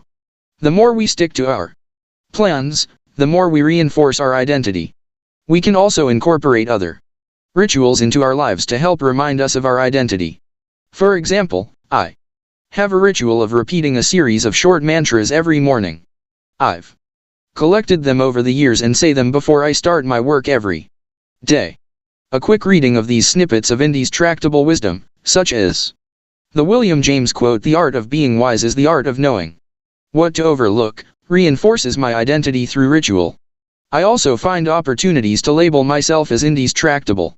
For instance, when I'm working from home, I tell my wife and daughter that I'm Indy's tractable before starting a focused work block. As you learned in Chapter 18, I use my phone's Do Not Disturb function to send an auto-reply message stating that I'm Indy's tractable to anyone who might contact me during my focused time. I even printed t-shirts with Indy's tractable across the chest to reinforce my identity whenever I look in the mirror or someone asks me about my shirt. By making identity pacts, we are able to build the self-image we want. Whether the behavior is related to what we eat, how we treat others, or how we manage distraction, this technique can help shape our behavior to reflect our values. Though we often assume our identity is fixed, our self-image is, in fact, flexible and is nothing more than a construct in our minds. It's a habit of thought, and, as we've learned, habits can be changed for the better.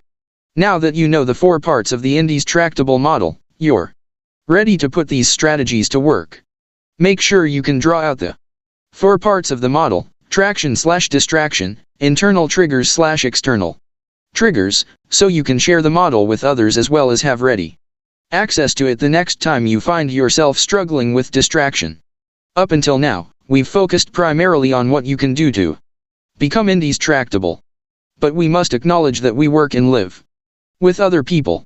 In the next section, we'll dive into how workplace culture affects distraction.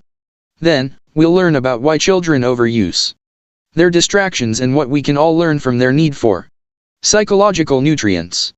Finally, we'll explore how we can be Indy's tractable around friends and loved ones, and help them stay focused as well. Remember this: identity greatly influences our behavior. People tend to align their actions with how they see themselves. An identity pact is a pre-commitment to a self-image. You can prevent distraction by acting in line with your identity. Become a noun. By assigning yourself a moniker, you increase the likelihood of following through with behaviors consistent with what you call yourself. Call yourself Indy's tractable. Share with others. Teaching others solidifies your commitment, even if you're still struggling. A great way to be Indestructible is to tell friends about what you learned in this book and the changes you are making in your life. Adopt rituals. Repeating mantras, keeping a time-boxed schedule, or performing other